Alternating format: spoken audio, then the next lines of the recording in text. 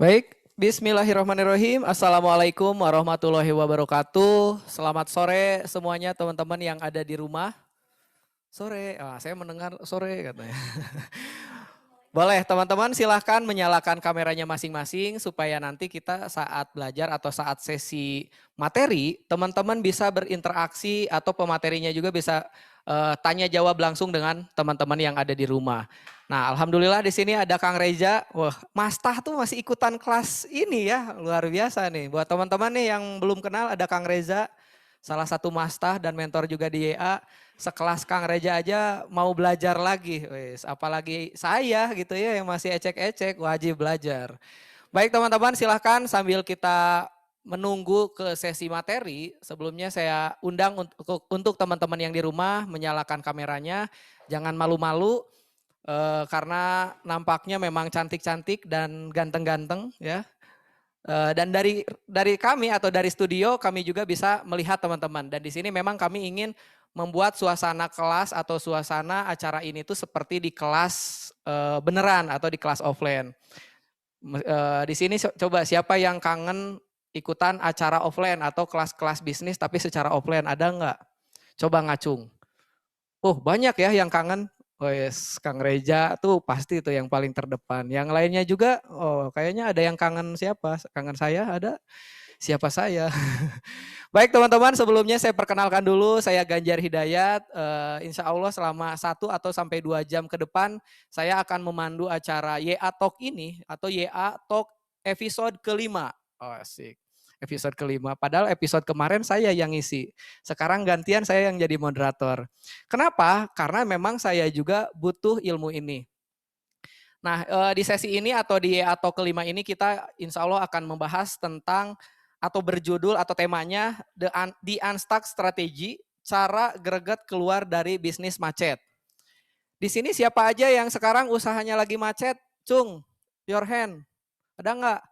Wes, Mbak Yeni, Mas Hasbi, Mas Dadan, apa tuh? Oh, terus Mas Firdaus, ya saya juga macet ya. Maksudnya macet di sini tuh ya gitu-gitu aja alhamdulillah. Setidaknya kan kalau kita yang udah punya usaha atau teman-teman yang sudah punya usaha harus ada yang disyukuri. Kenapa? Karena sudah punya bisnis dibandingkan teman-teman yang belum punya usaha. Baik teman-teman, untuk acara YA Talk ini, acara ini diselenggarakan oleh YA Virtual atau disponsori oleh YA Virtual. Belajar dari mana saja? Ya, YA Virtual. Udah cocok belum saya jadi ini voice over? Ini mohon maaf ya teman-teman yang mungkin belum terlalu kenal sama saya, agak-agak receh gitu ya, recehnya nggak lucu ya, seperti inilah saya. Buat teman-teman yang belum nyalain kameranya, silahkan dinyalakan kameranya. Kemudian kita alhamdulillah yang daftar atau yang ikutan acara ini tuh 100 orang, tapi yang baru on kurang lebih 52 orang, tersebar dari seluruh Indonesia nampaknya.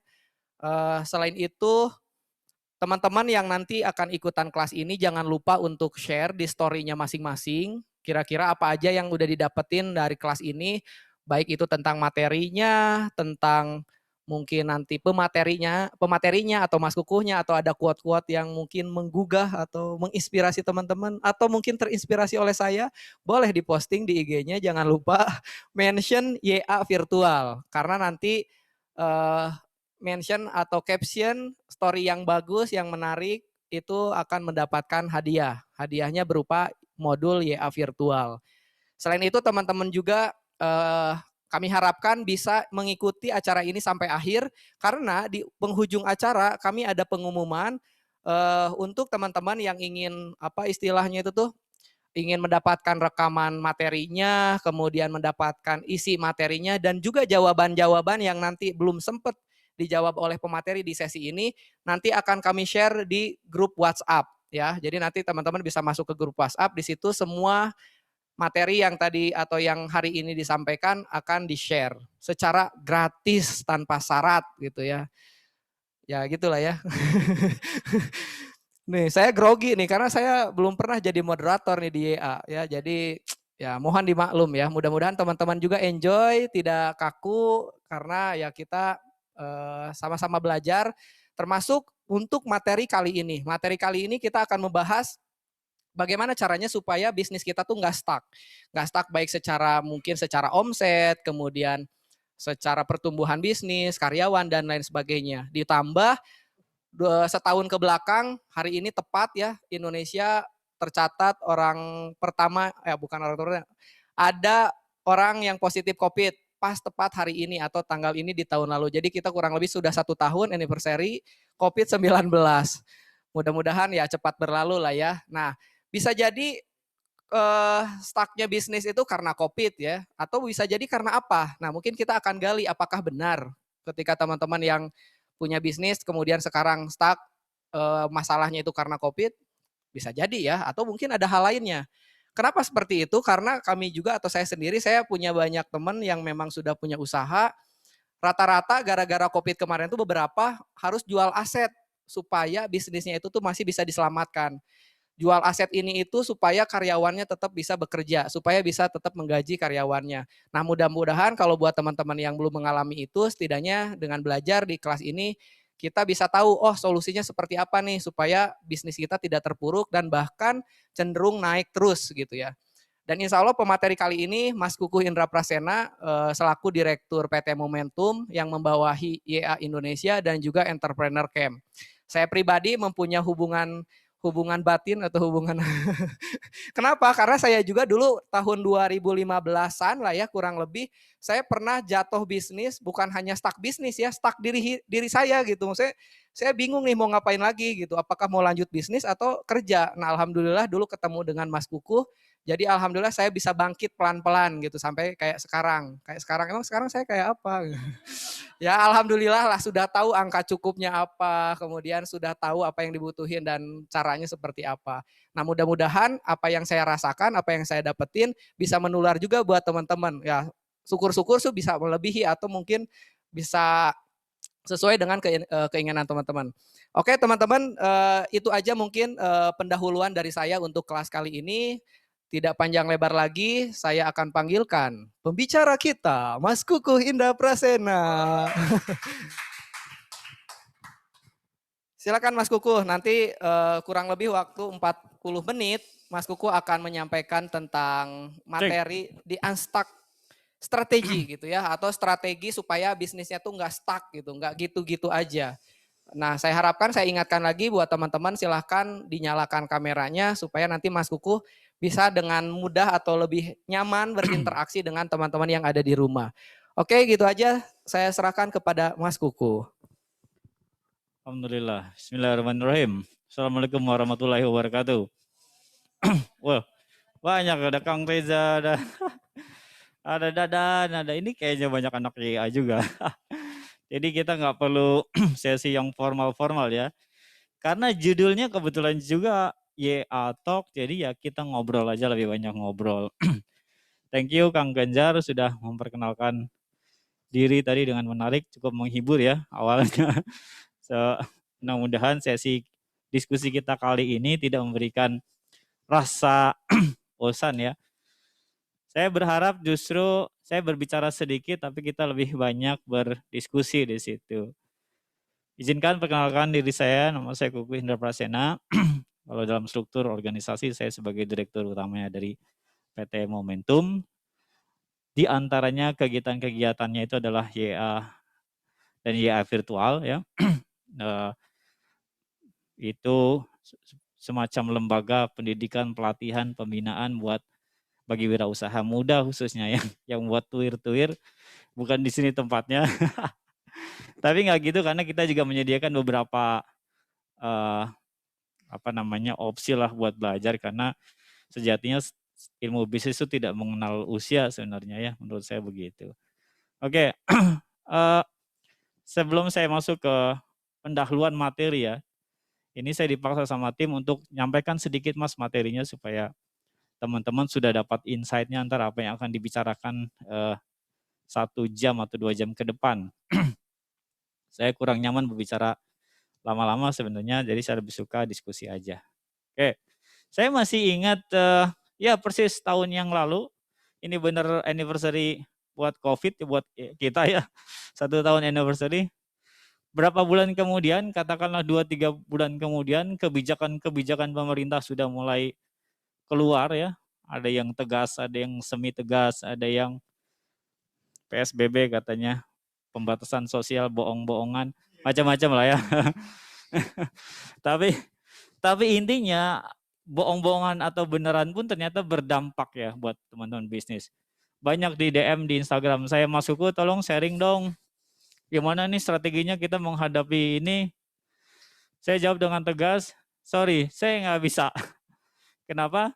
Karena saya juga sedang mengalami itu, jadi saya harus lakukan dulu sebelum saya sharing. Saya bilang gitu ke teman-teman. Jadi saya berusaha anti berbicara sesuatu yang saya tidak lakukan gitu. Jadi intinya saya menolak untuk menyampaikan beberapa sharing lah bagaimana caranya keluar dari pandemi, dan faktanya sampai sekarang kita pun masih mengalami itu.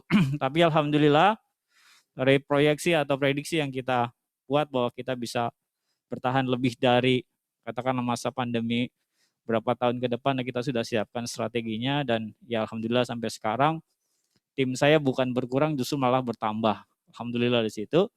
Produktivitas kita bukan malah berkurang, justru malah bertambah ya. Meskipun ada penurunan secara katakanlah revenue begitu, tapi sebenarnya revenue itu berkurang karena ya banyak cost yang kita keluarkan untuk investasi yang baru pertama ya, investasi yang akan kita siapkan.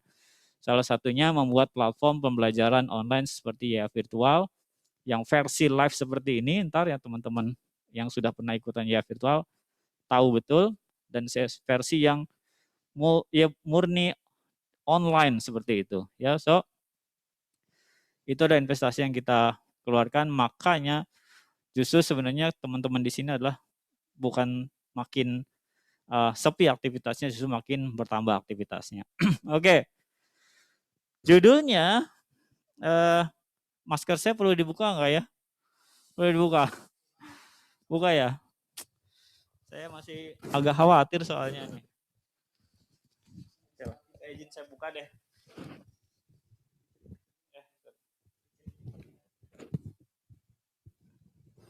Oke, ya alhamdulillah ya.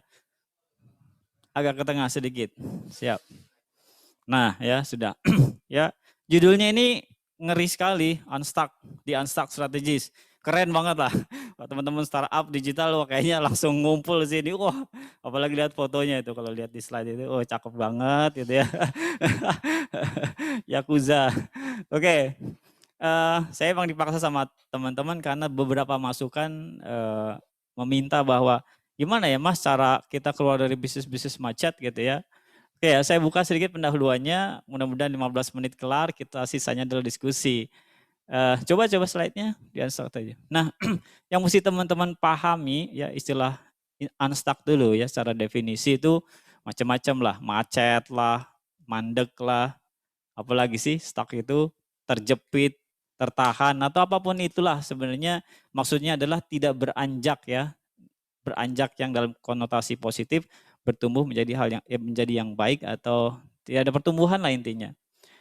So, nah, kalau versi saya bilang saya akan membagi dua. Pada saat kita mengatakan bahwa bisnis kita macet, itu ada dua hal tuh, secara perseptif atau secara definitif gitu ya. Secara perseptif itu biasanya kadang-kadang setiap orang tuh punya pemahaman yang berbeda tentang istilah macet seperti itu. Bisa jadi ya kita hanya tidak naik salesnya, kemudian kita bilang waduh bisnis gua macet gitu. Karena itu mereka menggunakan sudut pandang secara personal gitu. Padahal banyak hal yang kalau sudut pandang orang lain, kok masih bisa lu ngerjain ini, lu masih bisa ngerjain banyak hal sehingga omset atau sales lu bisa tumbuh begitu seperti ya. So kita mesti tahu bahwa stuck yang perseptif atau yang stuck yang secara definitif gitu. Saya nggak tahu, saya yakin sih sepanjang saya berbicara dengan banyak teman-teman, pada saat berbicara tentang Mas bisnis saya macet, itu kebanyakan pakai sudut pandang personal. Ya, jadi stucknya secara perseptif. Sedangkan kalau stuck yang berdasarkan definitif, katakan yang sesuatu yang pasti ya, ada ukurannya, itu pakai sudut pandang bisnis, karena kita konteksnya sekarang sedang belajar, sedang membahas tentang bisnis. Ada stuck yang secara definitif memang kita sepakat bahwa ini adalah stuck gitu. Apa contohnya? Misal bisnis yang pilot ya, orang pihak bank itu mengatakan bahwa ya Anda bisnisnya pilot. Kenapa? Tidak bisa bayar hutang, asetnya habis, cash nggak ada, karyawan bubar, kemudian bahkan ininya apa? Produknya sudah tidak bisa diterima lagi di masyarakat, di pasar misal. Contoh kalau dulu ya ada bisnis wartel, masih ingat nggak ada bisnis wartel? Warung telepon itu, ya mau diapain lagi sekarang nggak bisa karena perkembangan zamannya udah nggak kayak gitu. Nah kita bisa katakan secara definitif itu stuck. Bisnis itu ya konteks itu. Nah ini mesti dipahami. Kebanyakan teman-teman bercerita tentang bisnis yang macet lebih banyak kepada sudut pandang personal. Nah kita akan bahas tentang sudut pandang bisnisnya tuh supaya ukuran-ukuran stuck itu benar akhirnya atau ukuran-ukuran macet itu benar ya bahwa ya kita macet dalam hal ini dan kita bisa keluar dari satu kondisi ke kondisi uh, uh, yang kita harapkan misalnya. Nah mudah-mudahan ini sepakat semuanya. Nah saya rangkum dari beberapa macam jurnal bahkan tulisan-tulisan. Ini juga saya pernah sampaikan dalam kelas-kelas, biasanya saya pernah ngasih materi tentang inovasi dalam bisnis, bahwa ciri-ciri bisnis yang anti stuck atau ciri-ciri yang lawannya stuck itu sebenarnya apa ya? Lancar ya, lancar tuh sustain berjalan terus menerus gitu ya. Nah anti stuck tuh begitu. Ternyata ada 10 besar tapi saya nggak masukkan karena yang others-nya itu yang kecil-kecil, ini ada 5 besar yang saya masukkan yang teman-teman mesti perhatikan. Ya, stuck pertama, bisnis yang anti stuck itu pada saat kita ya punya bisnis yang punya kekuatan finansial yang kuat. Jadi mau pandemi kayak gimana pun, mau barangnya nggak laku kayak gimana pun, nggak ada yang beli, kagak ada masalah. Ya bisnisnya jalan terus. Kenapa? Secara finansial kita strong di situ, kuat. Entah itu karena tabungannya sudah terlalu banyak ya, dapat warisan dari kakek nenek moyang 7 turunan gitu. Anda turunan yang ke-8 habis tuh. Ya. Jadi strong financial itu apa namanya? Bukti bahwa bisnis kita bisa jadi bisnis yang termasuk yang anti stuck atau yang pasti akan berjalan. Cuma masalah baik atau tidak baiknya kita nggak tahu. Ini konteksnya adalah bisnis ini pasti akan berjalan. Ya, teman-teman banyak pasti akan lihat itu di lapangan. Bahkan ada beberapa bisnis yang menurut kita tuh ini nggak oke, kok omsetnya nggak kelihatan besar, pengunjungnya atau customernya itu nggak gitu banyak, tapi kok masih jalan terus. Ya, secara bisnis ya, misalkan secara hitung-hitungan bisnisnya dia nggak masuk. Tapi tabungannya banyak. Kenapa? Karena bisnis yang dia jalani bisa jadi hanya bisnis yang untuk menunjukkan eksistensi atau aktualisasi diri bahwa dia suka gitu loh. Ada saya temui beberapa orang ya di Cirebon itu, saya pernah ketemu satu ibu-ibu ya dari orang Tionghoa begitu, punya bisnis penjualan alat-alat konveksi seperti itu. Saya perhatikan, saya tanya, ini orang sudah tua bisa jalanin bisnis? Ya katanya cuma mengisi waktu. Jadi modal semuanya diberikan oleh anaknya dan dia juga punya uang dari hasil tabungan yang dulu. Dia buka bisnis semata-mata untuk menghabiskan waktunya karena dia senang bertemu dengan banyak orang katanya. Lah, luar biasa, kita tidak bisa menyaingi bisnis-bisnis seperti itu, bahkan bisa jadi kita nggak akan meniru bisnis seperti itu. Kenapa? Secara indikator bisnis kurang bagus, tapi dia berjalan lancar gitu. Kenapa? Memiliki ketahanan finansial yang kuat ya. Yang kedua katanya ada adaptive business model ya. Di COVID ini jelas menunjukkan bahwa siapa yang bertahan, siapa yang melejit adalah mereka-mereka yang punya kemampuan untuk merubah bisnis modelnya dengan cepat. Ya, meskipun yang tadinya dalam kondisi yang tidak menguntungkan, pada saat COVID ini orang didesak dengan kebiasaan baru, misal yang serba digital, dan kita ternyata kebetulan ya sumber daya kita ada di situ dan behaviornya dipaksa untuk berubah, ya akhirnya mereka dapat keuntungan tersendiri dengan kemampuan mengadaptasi bisnis modelnya. So itu yang kedua. Ya. Yang ketiga katanya bisnis yang anti stuck itu di mana bisnis di dalamnya banyak great leader atau pemimpin-pemimpin yang luar biasa kapasitasnya ya, secara skill, secara leadership mereka cukup mumpuni ya memimpin dengan determinasi yang kuat atau komunikasi yang bagus dan bisa membakar semangat para timnya pada saat dalam kondisi terpuruk misal seperti itu. Bukan cuma leader tapi timnya itu sendiri. Saya yakin ya teman-teman yang sudah bisnis menjalani proses ini mungkin akan berterima kasih banyak dengan timnya saat ini. Betul nggak? Ya, kenapa? Karena masih mau beriringan berjalan bersama kita untuk menghadapi situasi seperti ini. Dan bisa jadi mereka mengikuti dan mereka mau berkorban membantu bisnis ini bertumbuh bukan karena bisnisnya aja tapi memang karena diri Anda sendiri. Sebagai seorang leader pernah memberikan sesuatu misalnya memberikan kontribusi buat timnya untuk bertumbuh.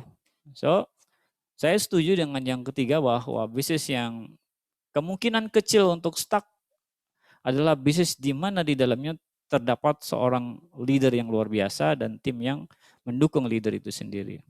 Yang keempat adalah punya kemampuan inovasi marketing. Ya, saya yakin semua sepakat bahwa perubahan kebiasaan manusia, perubahan teknologi itu akan merubah cara kita berjualan, ya, cara kita menyampaikan value dalam produk dan jasa kita kepada orang lain. Nah, disitulah kita hadir ya. Balik lagi sebenarnya kembali lagi ke kalau kita sangat responsif atau cukup adaptif terhadap perubahan itu, saya yakin itu akan mengikuti di level pemasaran mereka, strategi pemasaran mereka akan lebih inovasi pada akhirnya.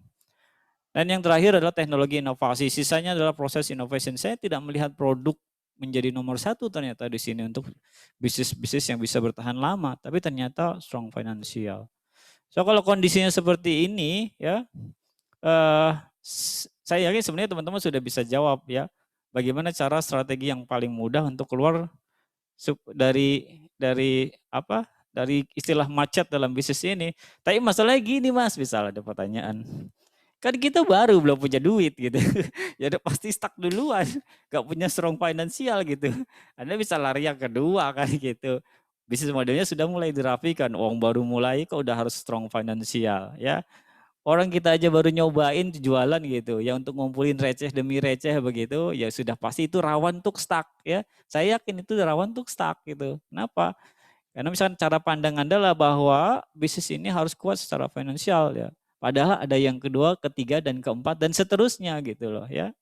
Dan saya sampaikan di awal bahwa strong financial itu tidak jaminan bisnis itu baik atau buruk soalnya ya. Ya, dan Anda bisa sebenarnya ini bisa lakukan jauh-jauh sebelum Anda melakukan bisnis misal seperti itu ya. Oke. Uh, Nih 5 alasan bisnis stuck ya. Ini saya juga rangkum dari beberapa itu dan memang saya amini kenapa saya juga merasakan ini ya sehingga ini saya coba tulis ulang bahwa 5 alasan bisnis stuck nomor 1 ternyata dari sekian banyak itu orang yang datang bercerita, saya amati bahwa founder atau ownernya itu terlalu cepat lepas tangan apalagi anak muda nih pengen dibilang langsung jadi juragan gitu ya. Pengennya tunjuk sana tunjuk sini atau pengen langsung dianggap sebagai seorang CEO di mana punya banyak tim bawahan begitu, mainnya tunjuk tanpa mau terlibat pada akhirnya. Dan ini ternyata bisa jadi jebakan ya. Terlalu cepat lepas tangan, apa yang akibatnya apa? Proses transfer ilmu, pengetahuan termasuk budaya ya, belum berjalan dengan baik terus Anda hengkang begitu aja atau Anda delegasikan cepat dengan tim Anda tanpa ukuran tadi bahwa Anda memastikan bahwa transfer ilmunya, transfer skillnya, transfer pengetahuan dan budayanya belum optimal ya. Nah ini kebanyakan begitu yang saya amati. Yang kedua, visi sama goal biasa ya atau visi atau target perusahaan. Biasanya kita males sih soalnya ya. Saya sendiri sih ngalami pada saat awal-awal bisnis itu, aduh visi apa sih saya nggak ngerti lah, yang penting jualan aja dulu lah kan gitu ya. Sampai bikin visi juga berulang-ulang hanya untuk keperluan membuat proposal, cari ada investor sini gitu, supaya visinya terlihat bagus. Padahal sebenarnya pada prakteknya kita nggak menjalankan visi itu. Kenapa? Ya kita bikin visinya terlalu langit begitu kita lupa ya startnya dari mana.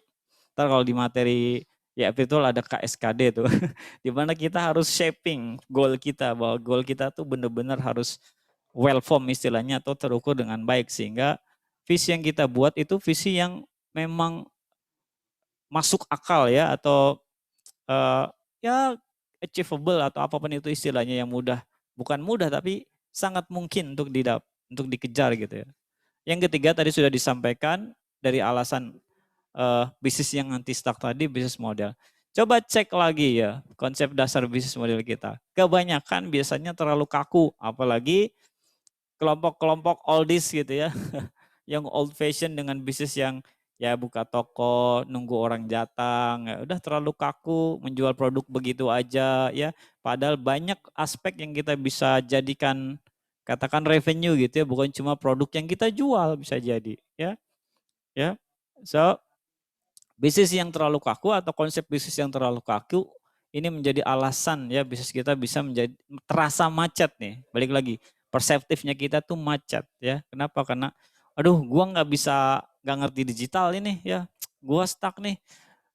Sebenarnya yang stuck itu kita pribadinya atau bisnisnya, mesti dicek gitu. Kebanyakan, balik lagi, saya ulang lagi. Kebanyakan secara personal mereka yang stuck bukan di bisnisnya. Kenapa? Kalau dalam bisnis tuh banyak toolsnya, banyak variabel yang kita bisa coba gitu ya untuk bisa keluar dari himpitan atau keterpurukan dalam bisnis ya. Yang keempat alasan bisnis kita tuh bisa macet atau mandek ya. Lemahnya kemampuan untuk mengeksekusi ya strategi marketing, operational, finance bahkan termasuk pengelolaan human capital atau human resources ya. Kita sudah punya strategi bagus banget tertulis atau bahkan disampaikan secara lisan kepada tim kita. Pokoknya keren lah ya. Seperti kita melihat proposal-proposal Anda kalau ikutin lomba atau ikutin menyampaikan ke investor gitu. Itu keren-keren tapi pada kenyataannya eksekusinya lemah. Balik lagi ntar masalahnya apa? Mau atau tidak mau atau Anda melihat banyak hal yang menjadi tantangan buat Anda, baru sedikit Anda mundur kemudian Anda bilang aduh gua stuck. Gak bisa lagi, gue gak bisa ngapa-ngapain. Kenapa? Semua strategi yang kita bikin kok nggak berjalan dengan baik. Ya, jadi lemahnya di situ. Nah yang terakhir ini yang tadi saya sampaikan, saya justru taruh ini terakhir, running out of cash. Jadi kehabisan cash, bisa jadi secara definitif bisnis kita bisa disebut stuck. Tapi bisa juga enggak gitu loh. Cash habis itu belum tentu bisnis kita macet. Ya, selama kita punya aset yang banyak yang bisa diubah menjadi cash atau kita punya katakan aset dalam bentuk stok atau saham dalam perusahaan kita sendiri kemudian kita jual atau kita likuidasi kepada pihak lain atau partner kita untuk menghasilkan cash, sebenarnya bukan stuck. Tapi kadang-kadang ya pada kenyataannya sebenarnya memang faktanya begitu. Kalau kita sudah nggak punya cash kan kita nggak bisa ngapa-ngapain. Pada saat nggak bisa ngapa-ngapain kita nggak bisa inovasi, kita nggak bisa melakukan promosi atau apapun itu yang bisa mendongkrak bisnis kita. Jadi 5 alasan bisnis kita itu bisa macet ya. Saya yakin semua teman-teman seharusnya paham betul. Nah, lalu bagaimana caranya kita keluar? Saya akan membalas saja ya dari begitu ada dapat 5 alasan bisnis ini stuck, saya akan balas dengan bagaimana solusinya untuk menghadapi 5 alasan yang ini ya. Nomor 1, kalau tadi masalahnya di founder atau owner ya, strategi yang paling greget karena judulnya paling greget ya. Nomor 1 ya mesti turun gunung gitu loh. Ya, turun gunung. Pernah kan? Waduh, udah masternya kalau udah turun gunung itu auranya beda di perusahaan kita. Kebanyakan kita main itu cepat sekali kita merasa bahwa bisnis kita sudah bisa didelegasikan. Pengennya autopilot misal seperti itu. Sehingga tadi budayanya lupa value-value yang kita tanamkan di perusahaan kita atau di organisasi kita termasuk ke staff atau ke tim kita itu lupa, luntur. Kenapa? Karena figur ya value itu biasanya nempel sama kita. Sehingga pas saat kita turun gitu, melihat satu masalah atau kita coba membenahi masalah dengan merangkul semua tim kita, itu beda auranya ya. Kalau master sampai turun gunung, biasanya pengikutnya akan lebih bergairah lagi. Betul apa betul? Ya gitu biasanya ya, kalau udah guru turun atau masternya yang mengerti soalnya. Kan kita yang mendirikan ini bisnis ya. Ini konteksnya kita sama teman-teman yang sudah jalan bisnis kan. Kalau sudah mendirikan bisnis, kita tahu bagaimana susahnya, kita tahu banyak alternatif atau database masalah yang pernah kita hadapi, itu tidak sampai kepada teman-teman kita pas kita turun.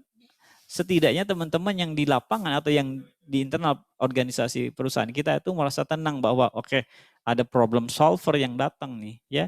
Ada seorang yang kita bisa percayai ya, yang memberikan pengaruh atau aura yang bagus buat teman-teman yang lain. Pastikan ya, dalam kondisi macet jangan main tunjuk-tunjuk. Kalau bisa sih Anda langsung turun melihat. Kenapa? Karena Anda yang paling master di bisnis itu. Ya. Yang kedua, untuk menjawab masalah goal tadi dan visi tadi, coba siapa di antara Anda yang punya visi, terus Anda coba tuliskan itu. Hampir di setiap sudut ruangan tulis atau berkali-kali Anda sampaikan. Saya lihat sih sebenarnya jarang teman-teman, paling cuma satu di ruang tamu begitu aja atau secara lisan. Atau bahkan yang paling parah sebenarnya teman-teman Anda nggak ngerti visi perusahaan Anda. Itu yang paling parah ya. Jadi cara menurut saya yang paling simpel adalah kampanyekan kembali itu visi misi yang sudah dipertajam, terukur dan mudah diindra. Maksudnya mudah diindra apa? Kalau misal capaiannya dalam durasi waktu, sampaikan durasi waktunya. Kalau capaiannya dalam bentuk angka, sampaikan dalam bentuk angka. Kenapa? Angka itu mewakili tadi definitif ya. Yang bisa pasti kalau 3 ya 3, 4 ya 4. Cuma 3 buat sebagian orang, kecil buat sebagian yang lain bisa jadi besar gitu ya persepsinya. Jadi tapi secara definitifnya kita punya bahwa capaian kita di tahun ini harus sekian sekian sekian. Bisa jadi contoh kalau misalkan di bagian sales, bahkan di bagian yang human resources juga bisa ya. Kita akan menghasilkan orang-orang dengan kompetensi seperti ini, seperti ini, seperti ini, seperti ini, ada ukurannya semua. Bukan cuma yang namanya capaian bukan cuma masalah duit doang soalnya ya, bisa jadi masalah pertumbuhan tim kita, pertumbuhan aset atau pertumbuhan misal sistem kita punya sistem ini, sistem ini, sistem ini semua sudah mulai terdokumentasi dengan baik. Nah, coba itu sampaikan lagi secara langsung kalau bisa oleh Anda sendiri. Ya. Yang ketiga adalah masalah goals ya. Jadi coba breakdown goals yang besar menjadi target-target kecil. Kenapa? Bisa jadi tim Anda atau Anda sendiri bahkan itu melihat sebuah goal yang tadinya Anda sangat bersemangat, pada saat di perjalanan Anda melihat banyak tantangan, goals itu merasa terjadi terlalu besar gitu, terlihat menjadi kok besar sekali, kita kayak nggak mungkin ya.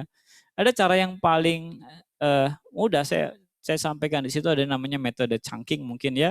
Jadi gimana caranya memakan daging gajah atau gajah gitu yang besar supaya nggak kenyang duluan gitu ngelihat gajahnya, adalah caranya ya dipilah-pilah dulu. Contoh misal ya, contoh. Kita punya omset 100, kita punya target omset 100 sampai 200 juta, misalnya seperti itu. Dalam 1 bulan. Kita bagi lagi, misalnya dalam 25 hari kerja, 1 juta itu berarti berapa per harinya itu?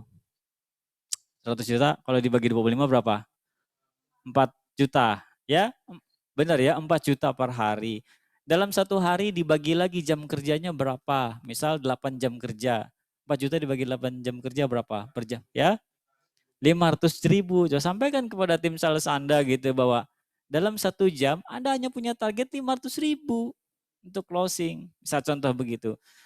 Jadi yang tadinya 100 juta terlihat besar, begitu kita break dan menjadi cacahan kecil-kecil tadi, kita melihat oh ya 500.000 cuma 1 jam doang bisa jadi kecil. Apalagi misalnya targetnya hanya 50 juta atau 10 juta atau makin lebih kecil lagi, sehingga lebih mudah ya hitungannya menjadi lebih di kepala kita tuh secara indera ya lebih kok nggak terlalu besar. Contoh itu. Yang berikutnya adalah yang keempat ya, karena masalahnya biasa di bisnis model yang rigid atau yang kaku ya, coba cek model bisnisnya. Bisa jadi Anda terlalu memaksakan dengan bisnis model yang Anda punya. Coba evaluasi bisnis modelnya dan relevansinya saat ini. Saya sarankan libatkan mentor atau coach yang bisa memandu, merancang kembali ya model bisnis yang nyambung katakan saat ini. Ya, bisa jadi Anda tidak punya kemampuan itu, tapi ada orang-orang lain, entah itu partner atau bahkan mitra. Dan dalam cek model bisnis ini kita harus libatkan semua banyak orang, karena bukan tugas kita saja gitu untuk merancang, karena kita melibatkan banyak pihak pada akhirnya gitu. Bisa jadi bisnis Anda secara radikal itu berubah ya. Contoh yang tadinya jualan kemudian jadi sewa ya, yang tadinya sewa kemudian jadi gratis. Anda harus mengambil resiko di situ ya dengan merancang ulang atau mendesain ulang bisnis yang lebih adaptif atau yang nyambung, saya bahasa saya adalah nyambung saat ini. Nah, dalam upaya merubah ini bisnis model mesti ada resiko di situ. Nah, sewajarnya kita sebagai seorang pengusaha gitu ya, kita mengambil risiko demikian dibanding kita diam dan melihat dengan ya perlahan bisnis kita akhirnya tenggelam di situ. So, kita mesti ngambil risiko dengan mencoba mengubah atau berinovasi dalam bisnis model. Nah, masih dalam rangkaian cek bisnis model sebenarnya Anda bisa melakukan analisa root cause. Bisa jadi bisnis Anda stuck bukan karena bisnis modelnya yang jelek, semuanya bagus oke, tapi kok masih ada masalah ya dalam hal misalkan eksekusi strategi bisnisnya. Semua dirancang dengan baik, strategi ditulis dengan baik, dan proyeksi dengan baik, tapi pada saat eksekusinya lemah. Cek lagi, saya punya satu tools yang untuk ngecek, nih Anda bisa ingat ada 4M. Apakah apakah masalah yang muncul itu karena human pertama, man ya, atau yang kedua apakah karena metodenya yang salah, strateginya udah benar tapi orang yang menjalankannya nggak benar. Misal kurang disiplin ya, kemudian kurang kompeten atau lalai atau apapun itu sejenisnya di mana kesalahan eksekusi itu terjadi kepada humannya, pada si orangnya yang melakukan. Apakah orangnya sudah benar tapi ternyata metode yang kita rancang ini sudah nggak sesuai. Metode pemecahan masalah atau mengeksekusinya itu salah. Seharusnya kita punya 3 alternatif atau lebih dari itu, ternyata kita hanya pakai 1 atau 2 alternatif. Metodenya ini kita bisa cek ya, analisa ulang lagi. Apakah kesalahan kita itu termasuk dalam hal materialnya? Humannya sudah oke, metodenya sudah oke, tapi ternyata oh ya materialnya kita coba ganti sehingga merembet ke permasalahan-permasalahan yang panjang, misal dalam bisnis yang berbentuk manufacture gitu ya. So material ini menjadi penting. Kesalahan material bisa berbuntut panjang ya, apalagi distribusi Anda sangat luas atau kapasitas produksi Anda sudah mulai tinggi.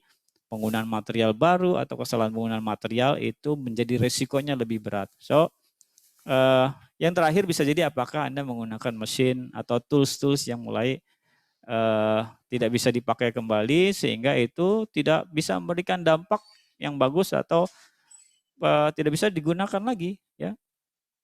Yang terakhir adalah ya coba melek keuangan. Kalau kita bicara tentang stuck secara definitif biasanya ya kan ukuran performa dalam bisnis kita tuh paling bisa gampang dilihat adalah dari dashboard keuangan kita. Kalau kita nggak punya dashboard keuangan ibarat kayak kita naik kendaraan gitu tanpa itulah apa tuh kayak dashboardnya apa sih indikatornya gitu.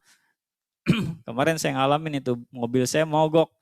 Saya perasaan saya rajin sekali ke bengkel ya.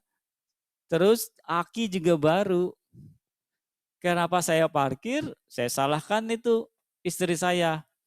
Kayaknya tadi lupa nih stop kontak atau kuncinya itu tidak di offin benar ya. Sehingga semua kelistrikan dalam mobil itu nyala, akinya tekor. Itu analisa saya seperti itu. Kemudian pas saya panggil bengkel itu, saya panggil bengkel sebelum ke bengkel, analisa saya adalah bahwa bensinnya habis gitu. Kenapa tiba-tiba bensinnya indikatornya habis gitu. Padahal baru dari SPBU gitu. Ternyata posisi mobil saya miring seperti ini, miringnya tajam. Di mana indikator atau ya ketinggian bensin itu tidak tersentuh sama bensin itu. Bahkan yang punya indikator aja bisa tertipu. Apalagi yang nggak punya indikator. Paham maksudnya ya? Yang punya indikator aja, saya sudah coba root cause bisa tertipu. Apalagi yang nggak punya indikator. Anda akan bongkar mungkin mesinnya, Anda akan cabut akinya pasang lagi, ternyata pas dicek oleh orang bengkel, Pak ini mobilnya terlalu miring ya, sehingga sensor ketinggian itunya gasnya atau apa bensinnya gitu nggak menyentuh, sehingga itu indikator akan mengatakan bahwa bensin Bapak kosong terus. Jadi dicetek nggak keluar, dicetek nggak bisa. Kemudian karena mobilnya matic kan nggak bisa didorong. Pasti dinetralin baru bisa mundur ke tempat yang lebih datar, lancar aja. Ya, yang punya indikator bisa salah. apalagi yang nggak punya indikator. Ya, so kebanyakan macet, kalau misalnya secara definitif kita paling gampang ceknya di bagian ini sebenarnya. Ya, coba cash-nya, asetnya, ya. Kalau Anda punya itu, Anda bisa langsung ambil keputusan bahwa oke, bisnis saya masih bisa hidup ini. Ya, kenapa? Kita masih punya aset emas satu gunung, satu ember, apapun itu. Ya, pastikan bahwa Anda punya dashboard di bisnis Anda. Bukan cuma di keuangan dia sebenarnya. Bahkan skill individu, tim Anda juga punya dashboardnya ya. Kalau saya dan teman-teman di sini kita coba pakai gamification ya, penyelenggaraan pendidikan atau pembinaan di YA itu pakai gamification supaya kita punya dashboardnya.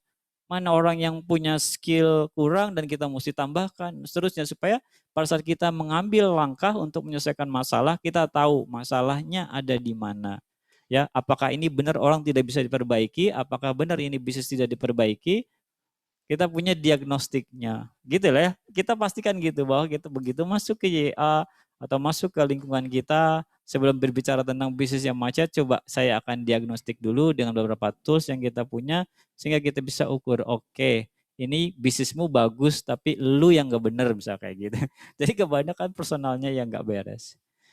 Kira-kira itu bahasan kita yang mudah-mudahan diskusinya lebih panjang. Nah, ada satu quote yang bagus ini yang terkenal banget dari Abraham Maslow. Jadi katanya beliau dikenal sebagai bapak psikologi humanity ya, yang membuat hierarki kebutuhan manusia katanya yang terkenal banget katanya if the only tool you have is hammer itu apa? Palu gitu ya. You tend to see every problem as a nail. Jadi kalau kita cuma punya palu gitu, maka kita melihat semua masalah sebagai paku. Maksudnya adalah bahwa perkaya tools-tools kita supaya cara sudut pandang kita tuh nggak cuma personal kita tapi pakai sudut pandang yang lain gitu ya, yang sudah ada ukurannya, sudah ada apa namanya tuh katakan formulanya sehingga kita bisa tahu bahwa ini bisa diselesaikan dengan cara yang A, B, C, dan D. Saya pribadi sebenarnya mungkin masalah saya tidak sevariatif yang teman-teman alami, tapi banyak yang datang, yang hadir dan berbicara dan berdiskusi, akhirnya database permasalahan itu ada di kepala saya termasuk database solusinya bagaimana caranya bisa keluar dari bisnis yang stuck ya, baik itu yang perseptif maupun yang definitif. Kira-kira begitu ya, kita buka sesi diskusi, tapi sebelum itu saya akan kembalikan ke Kak Ganjar.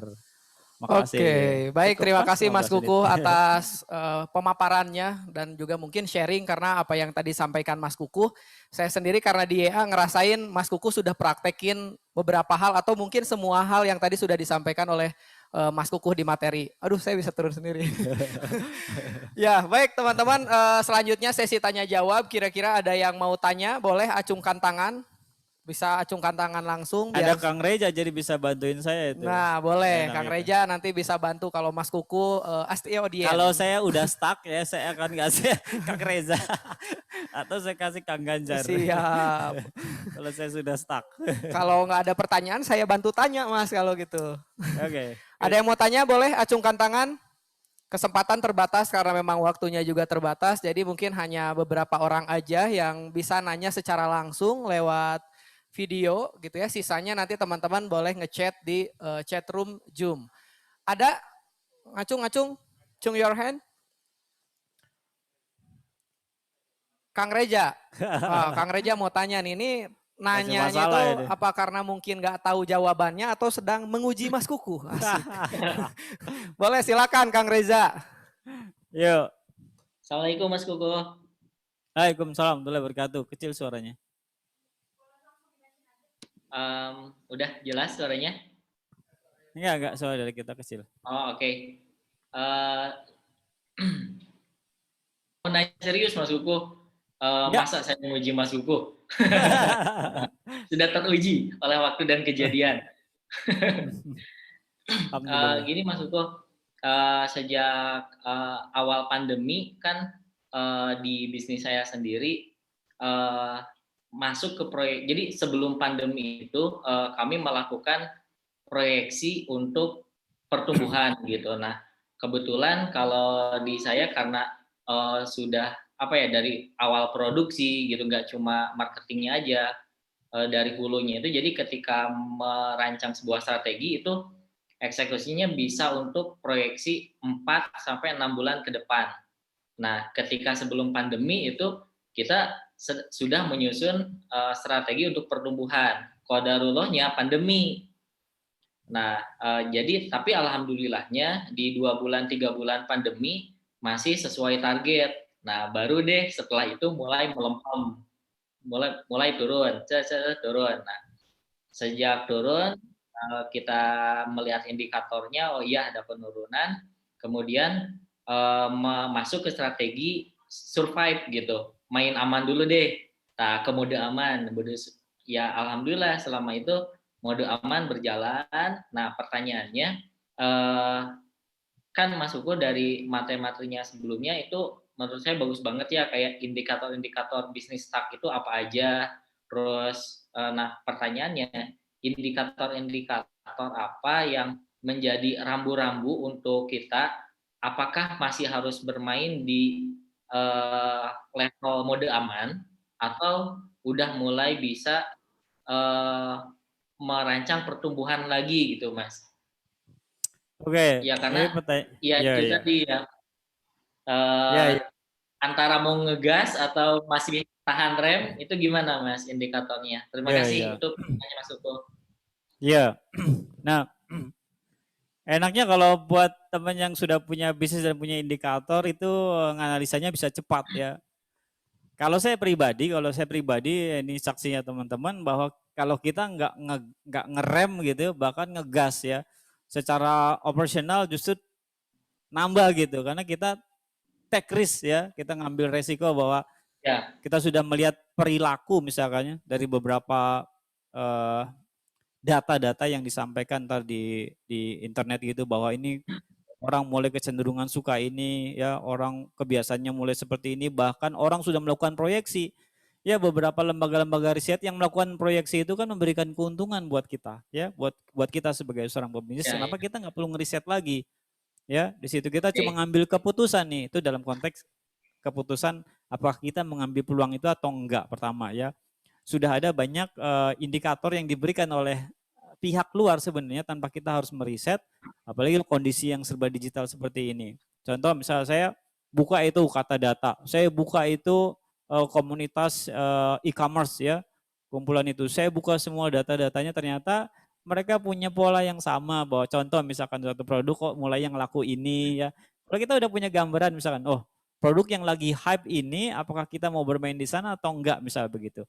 Nah, kita cari yang paling berhubungan dengan bisnis kita apa di situ. Jadi kalau menurut saya indikator itu, misalkan dalam bisnis itu ada 4 area. Ada pertama di sales dan marketing. Misal contoh ya, indikator di sales dan marketing ya kelihatan jelas ya. Kalau kita sudah terhubung dengan platform digital, kita udah bisa lihat siapa yang beli, siapa yang masih retention, siapa yang mundur, kemudian belinya lewat platform yang mana, beli dengan produk tipe yang apa, dengan harga yang seperti mana, atau produk-produk pilihannya, produk-produk yang seperti apa, kita sudah punya. Pada saat kita punya platform lah, platform entah itu sosial media bisa nggak ya, misalkan pakai e-commerce ya, atau kita punya web sendiri di mana web itu menjadikan platform penjualan kita, udah jelas kita udah punya dashboardnya di situ.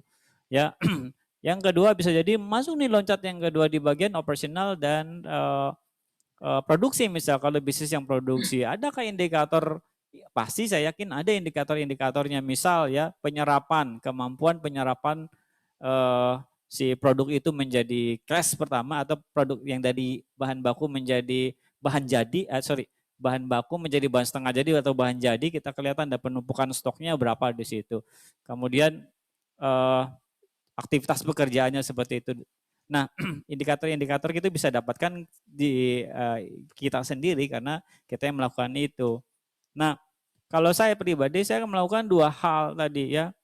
Kalau misalkan pakai pendekatan indikatornya pendekatan finansial, kita bisa melihat misal apakah kita mau mode survive. Pada saat mode survive, kalau kita melihat tadi itu trigger indikator dari depannya ya, trigger dari sales atau marketingnya, bahwa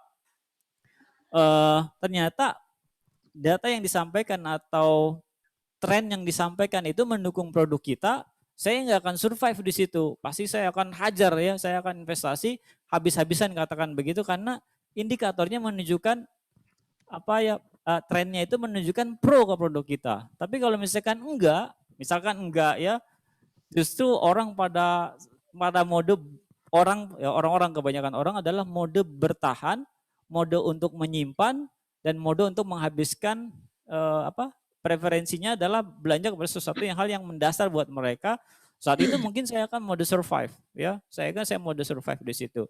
Balik lagi indikatornya ke depan dulu sebelum kita mengambil keputusan apakah kita mau ngegas atau mau survive ya.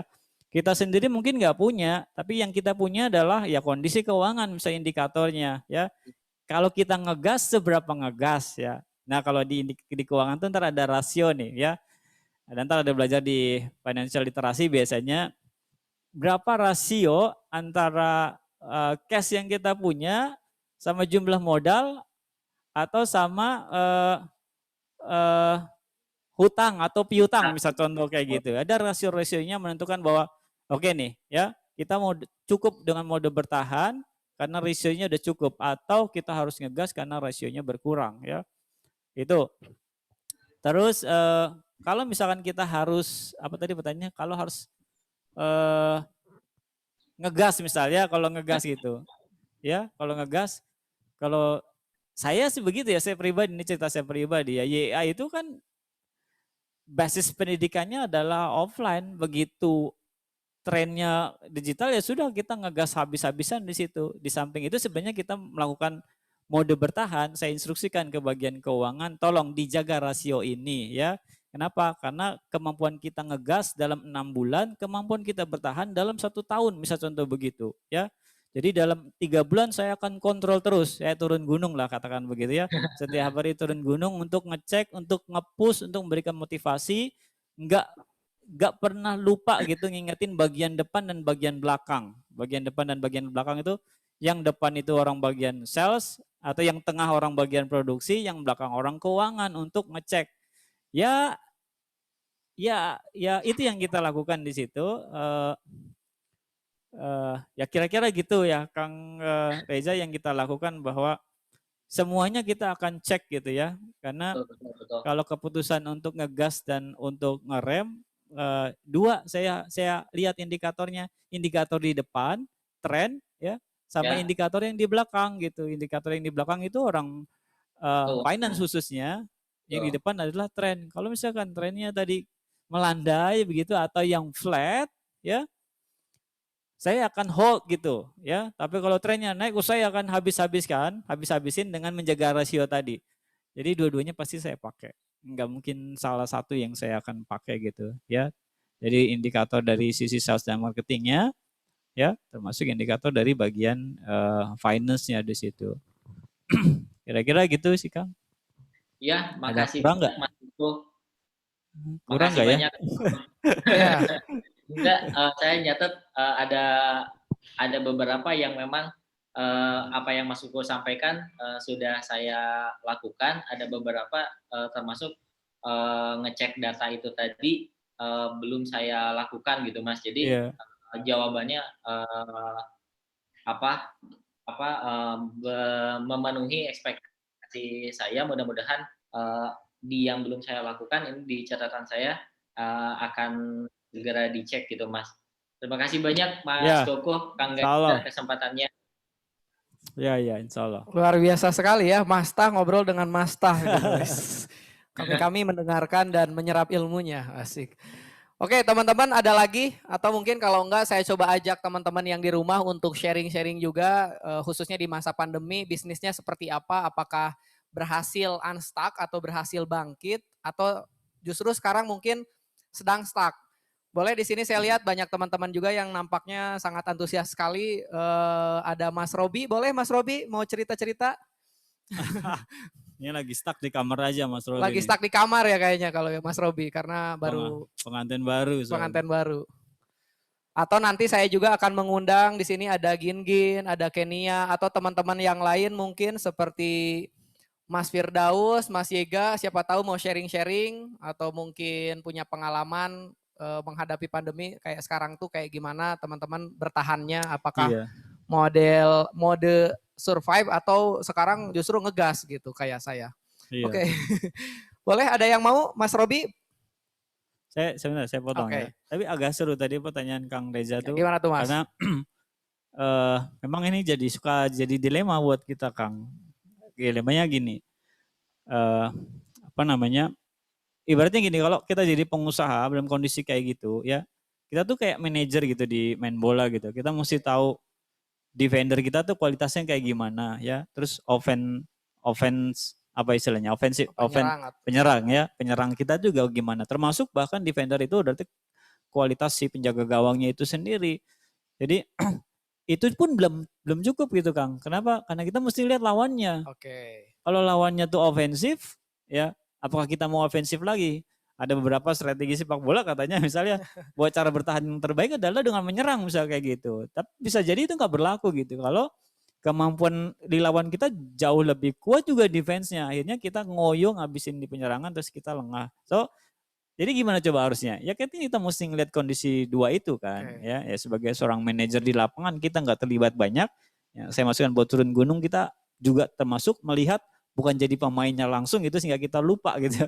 Tapi kita juga melihat sebagai seorang manajer punya kemampuan helikopter scope misalnya kayak gitu ya. Eagle's eyes katanya melihat secara keseluruhan gitu. Bukan cuma internal kita, kompetitor kita juga mesti dicek ya. Ya. Nah, kayak kesempatan pandemi saya biasa kalau usulkan teman-teman itu, saya yakin saya bilang kebanyakan anak-anak muda akan hold gitu. Akan mode survive dulu. Pada saat mode survive dia akan menghabiskan budget pemasaran pasti lebih kurang, Kang. Pasti lebih kurang. Nurunin semua biaya promo masih lebih kurang. Coba bayangkan kalau kita sendiri yang melakukan itu, kemungkinan kita akan jadi top of mind, ya, top of mind. Dengan resiko pasti kalau kita nggak mau ngambil resiko, kita nggak melakukan hal itu.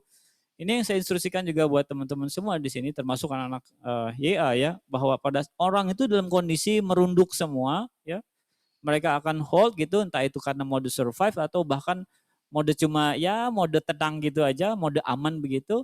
Nah, saya yakin apa yang akan dihabiskan atau apa yang akan dikurangi adalah di budget pemasaran, yaitu iklan atau promosi. Pada saat itu sebenarnya kita masuk ke situ supaya minimal akan top of mind lah ya. Begitu katakan pandemi, misalkan konteksnya di pandemi itu hilang atau mereda, orang sudah punya keputusan atau setidaknya sudah ada informasi yang mengganggu dia. Gue kayaknya mau pakai itu deh, gue mau beli itu deh. Kenapa? Kondisinya sudah normal, gue mau pakai. Kebanyakan kan yang kita lihat di lapangan mereka melakukan promosi gede-gedean ya. Untuk survive itu sebenarnya promonya adalah promosinya adalah promosi mode-mode survive gitu. Padahal sebenarnya kalau menurut saya justru on terus gitu ya. On terus karena percuma kita mendatangkan orang untuk masuk ke toko kita gitu, sementara dari kebijakannya orang nggak bisa masuk, kita kan bisa ukur. Apalagi misalnya usaha-usaha yang punya store base atau yang bisnisnya itu berbasis tempat begitu di mana okupansinya dibatasi ya 30% misalnya kalau di mall. Udah okupansi 60% aja mati apalagi 30% gitu. Ya. Paham ya maksudnya teman-teman ya? Jadi kalau okupansinya sudah 50% aja mati, ini dibatas 30%, apa yang mesti kita lakukan? Ya mau nggak mau kalau nggak survive. Gitu ya. Karena pas kita offense aja untuk mengejar okupansi 30% nggak masuk. Percuma gitu. So ya mau nggak mau kita mode survive pada saat mode survive atau kita banting setir ke bisnis model yang lain yang bisa mendatangkan traffic yang baru atau customer yang baru. Supaya tadi tuh batasan-batasan okupansi kita bisa lewatin ya. Jadi ya gitulah kayak pemain bola gitu Kang. Mesti jadi manajer gitu ngelihat depan belakang bolak-balik terus saja.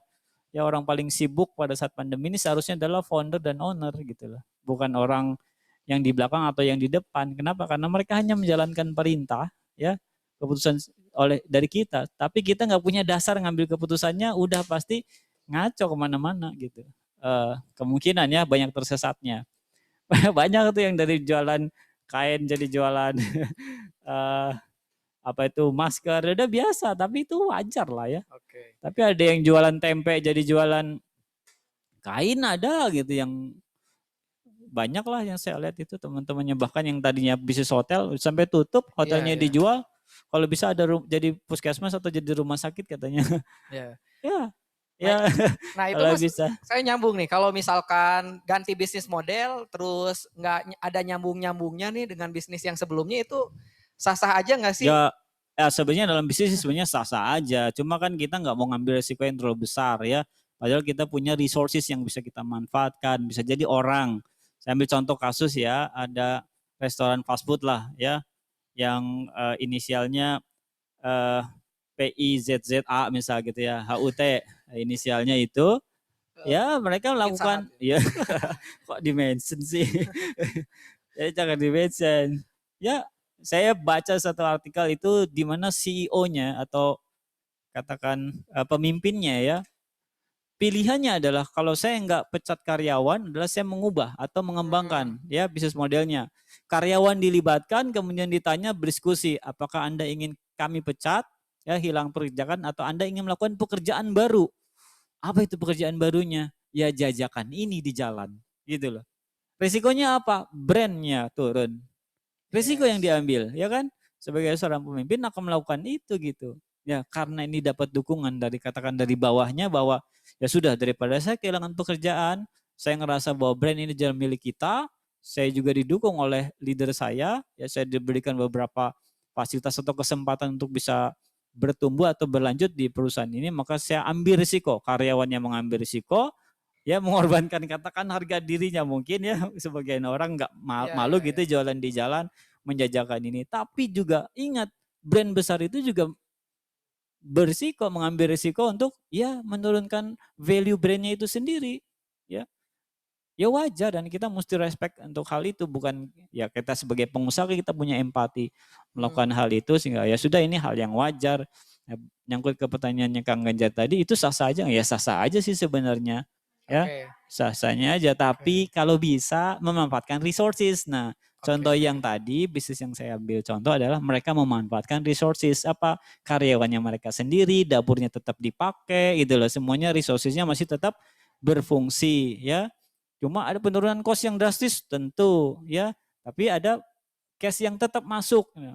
Jadi meskipun profitnya minus terus itu ya, kita lihat saya baca laporannya itu wah kerugiannya kalau kita mungkin 100-200 juta aja nangis ya, dia sudah miliaran per hari ya, dan ya biasa aja gitu ya.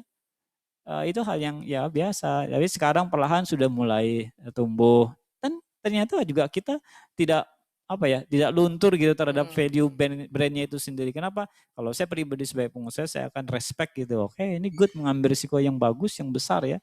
Kita mesti hargai. Iya, Jadi iya. sah-sah aja sih Kang Iya. sebenarnya. Jadi intinya tuh yang penting berani mengambil keputusan gitu ya, dan mungkin keputusan yang diambil tadi oleh salah satu perusahaan FIJZA lebih fokus menyelamatkan karyawannya. Dan Ya, itu memang saya juga teringat nih ada beberapa alumni yang memang menjual aset untuk menyelamatkan karyawannya supaya nggak dipecat. Jadi ya sebenarnya sah-sah aja. Oke, ya. teman-teman ada pertanyaan dari Mbak Risa. Boleh Mbak Risa mau tanya langsung mungkin menyalakan kameranya dan open mic. Mbak Risa, boleh? Atau mau saya bacakan? Oh, saya bacakan aja ya, Mbak Risa.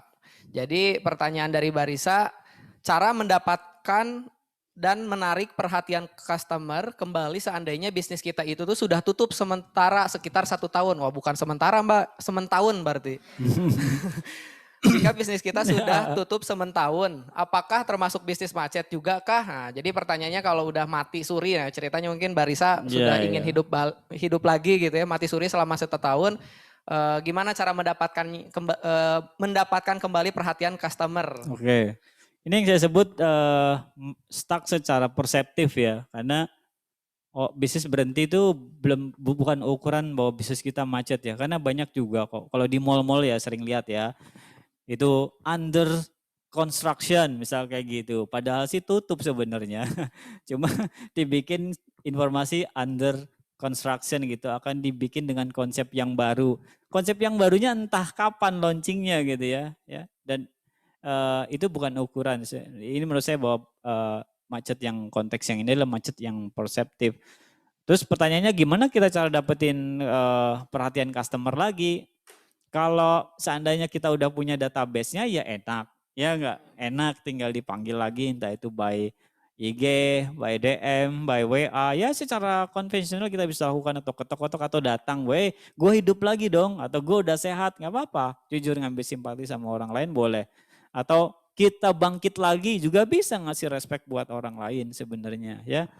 Atau grand opening, re-grand opening gitu kan. Misalkan 1 tahun yang lalu pernah grand opening, sekarang re-grand opening atau grand opening terus saja. Intinya sebenarnya mau menarik perhatian bahwa kita masih hidup ya. Kalau bisa mengambil simpati dari customer kita, customer berarti orang yang sudah pernah beli sama kita, dan kalau kita punya database-nya jauh lebih bagus sehingga kita mau nyoleknya atau mau manggilnya itu ya dengan mudah ya. Entah itu dikasih voucher sebagai pelanggan setia atau ya terima kasih sudah menunggu selama 50 tahun misalnya kayak gitu. Anda mendapat voucher untuk membeli mobil macam-macam atau membeli produk Anda ya. Itu seneng kok, saya yakin saya customer kalau dapat, sekarang eranya begitu sih ya. Menurut saya kita tuh sangat personal gitu. Kita nggak mau di treatment atau diperlakukan ya. Diperlakukan sama kebanyakan orang. Kita mau dapat diperlakukan secara spesial atau secara personal. Maka sebisa mungkin Mbak Risa ya. Mbak Risa gitu sebisa mungkin ya sampaikan ya secara personal. Kalau misalkan ada 1000 kontak gimana Mas? Ya dipilih lah yang paling potensial yang mana dikirim gitu. Mbak Siska atau Mas Teddy, Mas Budi atau Mas Ganja, terima kasih sudah menunggu, kami hadir lagi macam-macam. Ini voucher yang Anda bisa tukarkan ke toko kami. Bisa begitu sih sebenarnya ya. Jadi menurut saya sih nggak macet ya kalau cuma tutup 1 tahun. Kalau udah 50 tahun mungkin macet. 10 tahun ya masih bisa lah. Kira-kira gitu Kang. Iya, iya. Cuman kalau misalkan gini Mas, saya nggak tahu nih Mbak Risa juga tuh bisnisnya online atau offline ya. Bisnisnya apa kan? Nah kalau misalkan seandainya bisnisnya offline, terus udah mati nih selama setahun, saran dari Mas Kuku apakah tetap dipertahankan offline-nya atau mendingan disarankan untuk ke online aja, fokus di online gitu? Tergantung sih, dulu tutupnya karena apa kan gitu ya. Kalau tutupnya karena memang malas jalanin bisnisnya gitu ya, ya bisa jadi ntar berdampak kepada si penilaian orang terhadap toko atau brandnya Mbak Risa itu sendiri. Misalkan karena memang sepi, berangsur-angsur sepi, kemudian Mbak Risa memutuskan bahwa udahlah saya tutup aja deh kayak gini. Ya, jadi karena kalau misalkan tutup karena satu hal ya, contoh banyak yang tutup karena kontraknya habis itu sewa tempat dan dia nggak dapat tempat yang lagi yang strategis misalnya.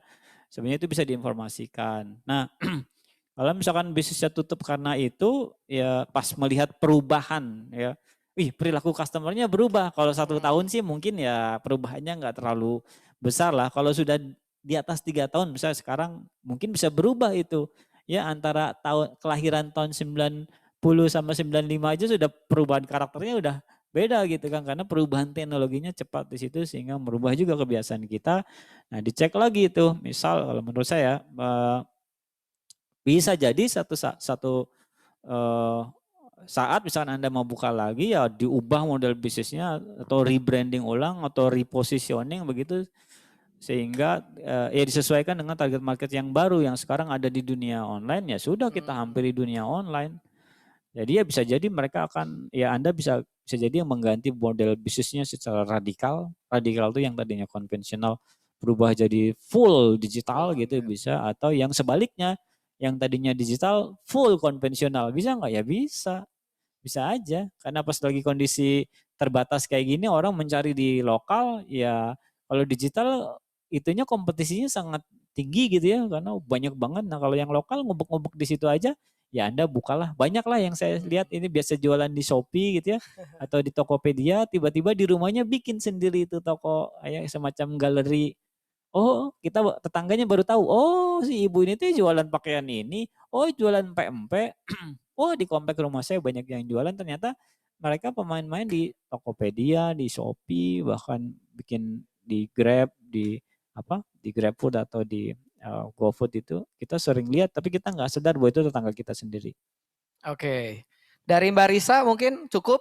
Nah, Cukup ya, karena kita lanjut aja ke pertanyaan berikutnya. Nah mungkin biar enak, saya minta sih bagusnya teman-teman open mic dan nyalakan kamera supaya nanti kalau ada pertanyaan-pertanyaan Mas Kukuh juga bisa ngegali. Nah kayak tadi Mbak Risa bisnisnya online apa offline, usahanya apa. Jadi supaya analisa dan mungkin jawabannya lebih sesuai gitu. Nah sekarang selanjutnya ke pertanyaan berikutnya Mbak Salma Amalina. Mbak Salma Amalina mau open mic dan nyalakan kamera? Atau saya baca? Aduh, saya nggak bisa baca ini. Coba dibacain aja. Iya nih kita udah usia ini ya. Lumayan nih saya juga agak-agak buram bacanya. Mbak Salma Amalina nggak mau open mic? Atau saya bacakan aja ya? Oke saya bacain aja. Saya mahasiswa selama 4 bulan terakhir ini saya memulai bisnis t-shirt ya mungkin ini ya atau kaos atau pakaian. Semakin kesini saya mulai menemukan semakin banyak kompetitor dan pertumbuhan bisnis saya juga masih gitu-gitu aja follower di bawah 400 berarti mungkin ini Instagram ya jualannya di Instagram. Tapi sejauh ini saya sudah yakin dengan bisnis ini. Kemudian bagaimana tips dan strategi agar bisnis t-shirt saya bisa terus bertumbuh, terutama untuk menjadi beda dengan online shop lainnya. Mohon pencerahannya Kang, masih noob. Ini mah yang Silakan, jawab Mas Kang Kukuh. Ganjar aja deh, Kang Ganjar praktisinya di situ tuh ya. Kalau simpel saya sih kalau follower 400 di bawah 400 ya pasti kansnya kecil ya. Ya menurut saya bangun dulu tuh apa hubungan gitu sama calon customer atau para calon pembeli lah ya. Supaya kita bisa katakan valid lah bahwa bisnis kita valid itu saat follower kita sudah berapa misalnya indikatornya kita butuh 2.000 atau 3.000 atau 4.000 karena kalau 400 saya juga nggak tahu nih jualannya apa kan. Jualannya apa nih Kang? Kawas kayaknya ya. Mbak Salma mungkin mau Bisnis jawab? thrift itu apa ya? Oh, ya saya pikir ya. t-shirt. Thrift. Thrift itu Oh apa? iya iya. Second Ya hand ya ya thrift apa thrift. aja pakaian gitu. Ya thrift. Oh oke. Ya saya ngerti. Ya saya pernah. Oke, cimol. Kalau di Sunda mungkin cimol kali ya. Ya pre-love gitu ya. Oke, gaulnya free love. Cimol 10 ribuan, pre-love 100 ribuan. Nah, Apalagi misal gini, Kang lihat di situ pertanyaannya, saya sudah yakin dengan bisnis ini. Ya kalau sudah yakin seharusnya nggak ada masalah ya. Pertama karena keyakinan itu paling penting. Tapi tinggal masalah teknisnya aja ya. Coba ya aktif. Kalau misalkan marketnya itu memang ada di follower Instagram ya naikin Instagramnya. Ya saya sendiri juga belajar menggunakan sosial media di Instagram. Oh ternyata begini kalau secara organik, yang tidak organik seperti apa gitu ya. Kenapa ntar yang pre-love itu mesti ada marketnya sendiri gitu ya. Saya sebenarnya yakin orang tuh pengennya beli yang baru dibanding yang pre-love gitu ya. Benar nggak sih? Ya, menurut saya orang tuh lebih suka beli yang baru, tapi ternyata ada market yang pre-love dan ditambah lagi saya lihat di beberapa sosial media ternyata ini jadi tren gitu ya, tren hidup-hidup minimalis.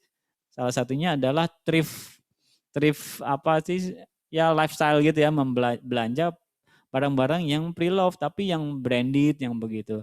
Saya sih melihat bahwa ini bisnis akan terus bertumbuh karena trennya di luar negeri juga begitu. Saya yakin ntar akan nge-push masuk ke Indonesia demikian ya. Fokus aja teh cewek ya, perempuan ya tadi nanya ya. Fokus aja, kelola itu sosial medianya ya sering-sering posting, undang invite beberapa orang, follow-follow ya suka live story seperti itu sehingga pertumbuhan followernya akan banyak ya saya yakin. Fokus sih ya, jangan ditinggal begitu aja.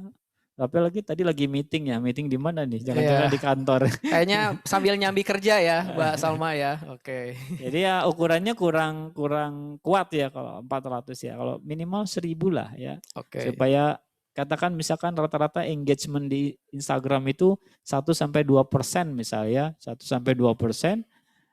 Itu pun baru leads-nya yang benar potensial ya. Mungkin Anda akan dapat 1-10 orang yang akan punya berpotensi untuk belanja di akun IG Anda.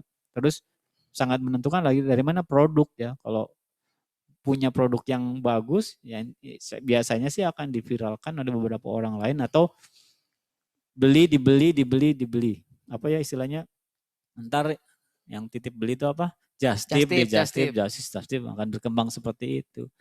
Ya kalau mau di sosial media ya optimalkan sosial medianya. Oke, berarti mungkin PR pertama buat Mbak Sarah Amalia ya, Salma Amalia, bangun dulu engage atau bangun dulu trafficnya kali ya.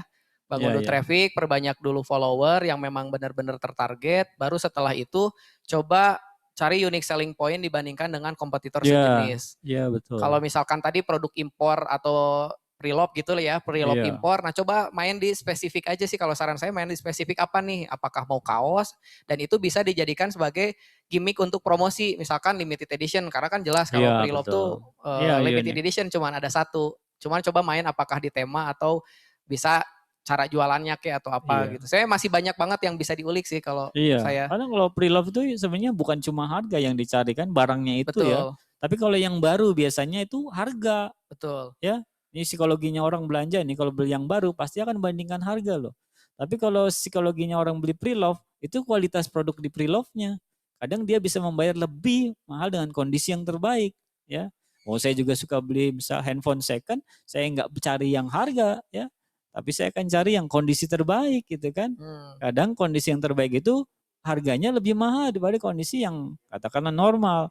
So, itu psikologinya orang belanja thrift ya atau pre-love adalah di produknya itu sendiri.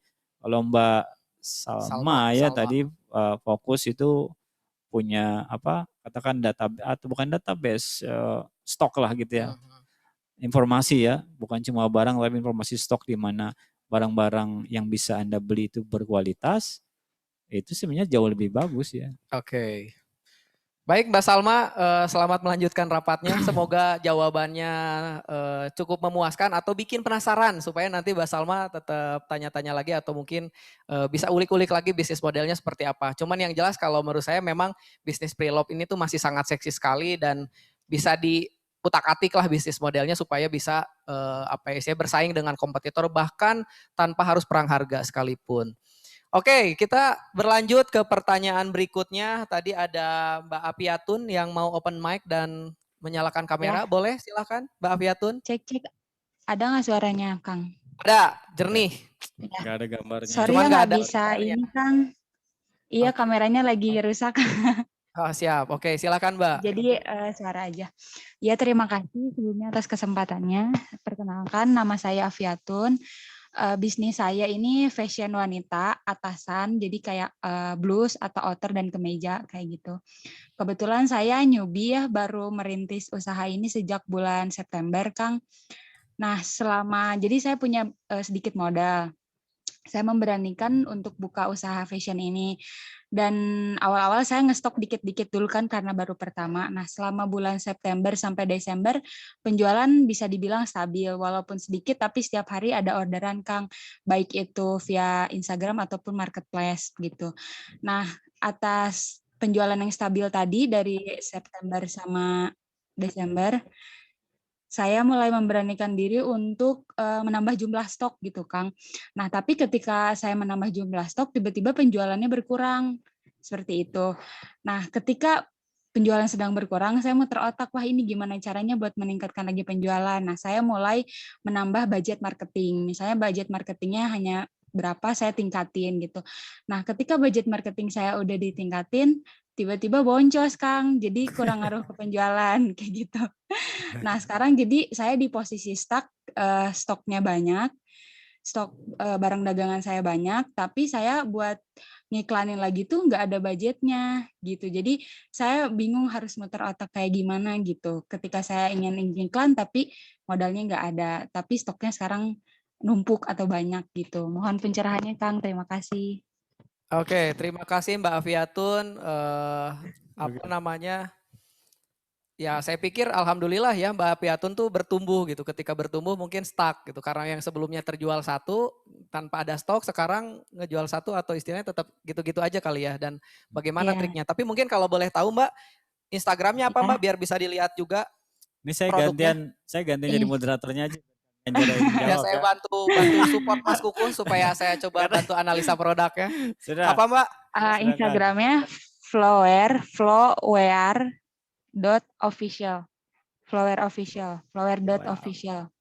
Oke, Ya. alhamdulillah saya pernah ngerasain masa-masa kayak gitu Mbak. Kalau dinominalkan dulu saya Handphone kurang saya. lebih Oh, 20-an iya. juta berbentuknya tuh dead stock dan itu Waduh. baru selama 1 tahun. Tapi yang Iya. berhak untuk menjawabnya yaitu Mas Kuku. Maaf, ini best practice-nya justru sebenarnya Kang Ganjar ya, karena Kang Ganjar juga punya bisnis fashion dan pernah boncos juga dan punya stok banyak juga kan. Ya, Nah, coba dijawab Kang Ganjar. Gimana caranya jadi keluar? setahun yang lalu kurang lebih ya, atau sebelum pandemi atau 2000, sebenarnya Iya. nggak setahun, udah setahunan lebih, 2018 saya juga sempat dead stock kurang lebih kalau dinominalkan tuh HPP-nya aja 20-an juta. Terus saya juga boncos Waduh. iklan Facebook Ad kurang lebih 30-an juta. Nah, kan best practice-nya ada di Kang Ganjar ya. Tapi alhamdulillah 2019 bisa bangkit dengan ya utak-atik bisnis model termasuk cara Oke, pemasarannya. Kang, saya jadi moderatornya aja. Ah, Waktu itu gimana Kang step-stepnya? Kan itu yang tadi kan pertanyaannya siapa sih? Mbak Afiatun ya Afi kan? aja. Itu ya Mbak Afia itu kan nyikapin dead stocknya tuh kayak gimana? Kan udah boncosnya sudah 20 juta tuh. Sorry, boncosnya sampai 30 juta boncos iklannya. iklan 30 Terus juta. dead stocknya 20 juta. Untuk ngembaliinnya itu gimana coba? Step by stepnya biar Mbak Afia bisa nyontek. Betul gitu Mbak Afia? Iya, betul banget. Nah, Bentar, saya protes dulu nih sama Ada panitia. yang- Kok saya jadi balik? saya lebih cocok jadi moderator ya. Ya ini kalau prakteknya saya dulu intinya gini, kalau saya analisa dulu produk mana yang banyak lakunya dan produk mana yang dead stock. Hmm. Nah, kalau saya nggak tahu Mbak Afiatun ini tuh apakah semua produknya dead stock atau ada 1-2 produk yang memang itu menjadi produk unggulan. Nah, yang saya lakukan Oh. adalah saya terus menggenjot produk utama, produk unggulan dengan pelan-pelan sambil menjual dead stock gitu. Nah, dead stock ini kalau yang saya lakukan apa istilahnya sebagai pemancing. Memang saya akhirnya jual rugi. Jual rugi itu jual HPP. Kalaupun rugi ya rugi tipis-tipis, tapi saya bundling dengan produk utama yang di sini marginnya itu tuh besar. Nah, jadi kalau yang saya lakukan dead stock mah ya udah gitu. Kalau saya kan dulu emang wah ini dead stock nih, maka yang harus saya lakukan adalah dead stock ini kejual. Pokoknya kuncinya kejual karena dead stock saya ngerasain banget stok yang numpuk di gudang itu tuh bikin stres gitu. Ini barang Betul tuh jadi banget, Kang. sampah gitu, nggak jual. Maka solusinya kalau yang saya lakukan, gimana caranya ini bisa kejual dengan cara saya jual murah, tapi dengan dibundling produk utama. Nah, produk utama ini yang akan terus saya puterin gitu. Saya Mbak Afiatun ya pasti mau nggak mau harus analisa produk mana yang jadi produk unggulan dan bermainlah di situ dan terus dinaikin.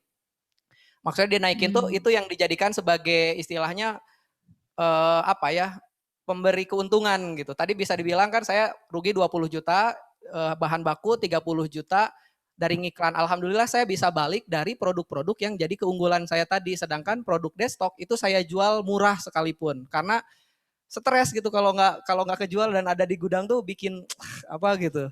Gitu sih Mbak kalau yang saya lakukan dalam hal strategi stok supaya nggak dead stock. Jadi saya fokus di produk utama. Bagus tuh. Apa tadi? Stok supaya enggak Dead stock. dead stock. Keluar dari stock supaya enggak dead stock. Bagus Nah, itu. terus cara pengiklanan atau cara promosinya seperti apa? Nah, kalau saya kan memang dulu boncos iklan 30 juta, memang kan saya nggak punya basic ngerti ngiklan gitu ya di Facebook Ad. Maka yang saya lakukan, saya mencari saluran pemasaran lainnya. Jadi saya nggak fokus di Facebook Ad. Karena apalagi sekarang tuh Facebook Ad emang susah banget. Conversion rate atau cost per lead-nya itu tuh mahal banget gitu. Jadi makanya dulu saya ngehindarin Facebook Ad. Akhirnya saya coba cari saluran distribusi lainnya. Salah satunya memang marketplace. Saya tidak terlalu tidak menyarankan, tapi marketplace dulu jadi salah satu saluran distribusi utama saya. Nah, sebut saja saya pakai marketplace Orange gitu ya. Alhamdulillah 1,5 tahun ke belakang saya hampir 1 sampai 2 bulan saya fokus mempelajari pola si Kampret Place ini. Dari mulai ngiklannya kayak gimana, Kampret Place ya. dari mulai ngebangun traffic seperti apa, mencari follower seperti apa, membuat foto produk yang memang bisa bersaing dengan kompetitor seperti apa, itu yang saya lakukan. Terus kemudian selanjutnya saya juga cari ini Mbak, kalau misalkan Mbak Afiatun sebagai produsen, kalau saya kan produsen ya, saya cari channel distribusi yang bisa menjualin produk saya. Salah satunya yang saya rekomendasiin Gudang Yubi. Gudang Yubi itu tuh Gudang Yubi ya. Ya, saya masuk juga ke Gudang Yubi atau Kuguyub, Gudang Yubi. Guyub ini ada program dropship gitu. Jadi si dropship ini yang menjualkan produk kita dengan selisih-selisih harga lah gitu. Jadi yang kalau boleh saya kasih tahu tuh ada Gudang Yubi, ada Dropshipping aja yang kelas bos Kang Fahmi, ada juga Bandros, cuman Bandros beberapa bulan yang lalu baru tutup usia. Nah, itu bisa dicari gitu. Karena apa? Kita cuman fokus kasih produk aja, kasih marketing tool, biar marketer-marketer itu yang menjualkan produk kami gitu. Nah, saya alhamdulillah sampai setahun ke belakang kemarin cukup kebantu dengan platform dropship itu. Karena ya kita mah cuma tinggal ngemas, bungkus gitu ya, kirim, Kalau kemas, bungkus, Ego kirim. Memang enaknya sebagai produsen tuh di sana. Jadi, ya Mbak Piatun kan produsen ya Mbak ya? Benar ya? Produsen Kang, betul. Ya, Nah. jadi ya kalau Mbak Apiatun boncos di iklan, ya opsinya sih sebenarnya ya kuasain iklan itu gitu ya. Maksudnya cara ngiklannya seperti apa. Kalau misalkan memang udah nyerah nih kayak saya ini, saya nyerah nih. Saya nyerah ngiklan di Facebook Ad karena ya saya juga nggak ikhlas gitu ya, 30 juta saya sedekahkan ke Marjuki. Boncos 30 juta untuk Marjuki, akhirnya saya cari cara lain. Ya salah satunya itu, termasuk endorse juga Mbak. Kalau saya dalam hal branding saya coba endorse, ya minimal gratisan dulu deh ke seleb-seleb yang memang mau nerima. Itu cocok atau itu bagus untuk ngebangun awareness aja bahwa produk kita tuh dipakai sama artis. Sisanya ya udah gitu tadi kayak mau main di marketplace, mau masuk ke platform-platform dropship, itu juga bisa dilakukan. Gitu mungkin Mbak Afiatun, Mas Nah, Kukuh gitu. ya. Kang, terima Sebenarnya kasih saya mau banyak nanya, jawabannya. kenapa disebut kampret plus, Kang? Karena guru saya bilangnya itu kampret plus. Nah, Oke.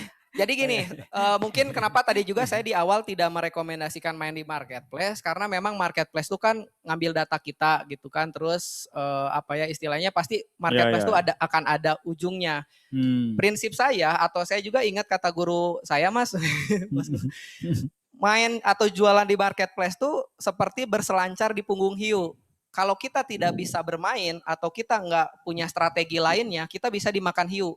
Jadi maksudnya apa? Jangan ketergantungan sama marketplace. Makanya kalau buat saya marketplace itu salah satu saluran distribusi aja. Tapi saya tidak mau ketergantungan dengan marketplace. Selama marketplace ini lagi bagus ya saya manfaatin. Mungkin saya memang agak disebut rada-rada opor gitu. Tapi kan saya ngebaca peluang. Contoh ya, saya bilang aja 2 tahun atau 3 tahun ke belakang Kampret Plus Orange itu tuh gembor banget ngiklan di televisi. Dan itu tuh bagus buat kita menjual. Kenapa? Karena kita terbantu. Apalagi kalau misalkan udah bisa ngiklan, termasuk saya sendiri sekarang bahkan sudah diundang langsung oleh si Marketplace Orange ini untuk ikutan kayak promo 44 yang memang biayanya lumayan besar, tapi itu nutup gitu loh. Jadi ya saya agak buka-bukaan ya, saya ngiklan di Marketplace atau di Marketplace Orange ini tuh biaya iklan dengan apa yang saya dapatin itu bisa dapat 10 kali lipat. Jadi kalau misalkan iklan anggaplah ya 1 juta, minimal saya dapat 10 juta minimal itu tuh. Itu yang dari iklan aja, belum dari yang lain-lain yang organik, yang dari traffic dan kawan-kawannya. Cuman intinya gitu ya, poin saya jangan ketergantungan sama marketplace, kita pinter-pinter aja marketplace mana yang lagi bagus, ya kita coba bermain di sana, tapi kita juga harus punya saluran distribusi lain. Gitu. Ya. Bagaimana Mbak Afia? Sudah puas dengan jawabannya? Ya, sangat puas. Terima kasih banyak Kang Alhamdulillah, buat ya. sharing pengalaman sama ilmunya. Iya, Sama-sama Mbak Afia. Kita beralih ke Mbak Siti Sarah. teman yang lain. Mudah-mudahan yang jawabnya Mas Kuku. Silakan Mbak Siti Sarah untuk open mic dan juga nyalakan kamera. Ini Siti Sarah nya Mas Jaya ini. Boleh Mbak Siti Sarah ada di depan laptop atau HP-nya? Atau kita lanjut ke Gin-Gin dulu? Gin-Gin online Gin-Gin? Nah Gin-Gin ini setahu saya usahanya Oseng Mercon Mafia. Nah, ini juga kenceng nih penjualannya. Apakah COVID ini kena stuck juga atau bertumbuh? Oke Gin-Gin, silakan Gin-Gin. Assalamualaikum warahmatullahi wabarakatuh. Salam warahmatullahi wabarakatuh. Terima kasih Kang Ganjar, Mas Kuku. Perkenalkan nama saya Gin-Gin. Usaha saya Oseng Mercon Mafia. Nah, Mas Kuku, saya mau bertanya mungkin karena dari pandemi sekarang nih ya, dari awal pandemi sampai awal tahun kemarin lah gitu. Itu sempat stabil cenderung naik gitu. Kadang-kadang ada yang di titik stabil terus tiba-tiba naik gitu. Cuman dari bulan Desember sampai Februari ke kemarin itu tuh penjualan stabil, cuman ada kenaikan di harga bahan baku yang itu kalau dihitung-hitung itu nggak nutup sama sekali gitu Kang. Dari omsetnya malah margin itu malah minus karena kenaikan harga bahan bakunya itu di luar batas kewajaran lah gitu. Saya kasih contoh kayak harga cabai gitu, normalnya tuh di 30.000, sekarang tuh bisa sampai 120.000, 130.000, dan itu nggak nutup sama sekali buat margin. Marginnya itu malah minus gitu. Walaupun penjualan stabil gitu, tapi lama kelamaan itu ngegerus biaya yang ada gitu, uang yang ada sampai sekarang tuh. Kadang mikir posisinya tuh harus kayak gimana sih kalau sekarang, apakah saya stop dulu untuk berjualan biar harga ini minimal turun dulu sampai batas nggak sampai rugi tapi masih di angka nol lah gitu, nggak nyampe rugi-rugi banget gitu. Kalau ini tuh udah minus banget, margin tuh kecil banget gitu, nggak nutup sama sekali gitu. Tapi kadang kata Mas Kuku tadi itu kan pasti dirasain juga sama yang lain gitu kan, dirasain sama pesaing-pesaing. Apakah saya harus ngelakuin karena stabil, karena saya masih penjualan saya masih stabil, apakah saya harus ketika orang lain sedang tiarap gitu, saya harus berdiri gitu, genjot di marketingnya gitu, naikin semua, ngiklanin sampai promosi dinaikin supaya penjualan juga naik gitu.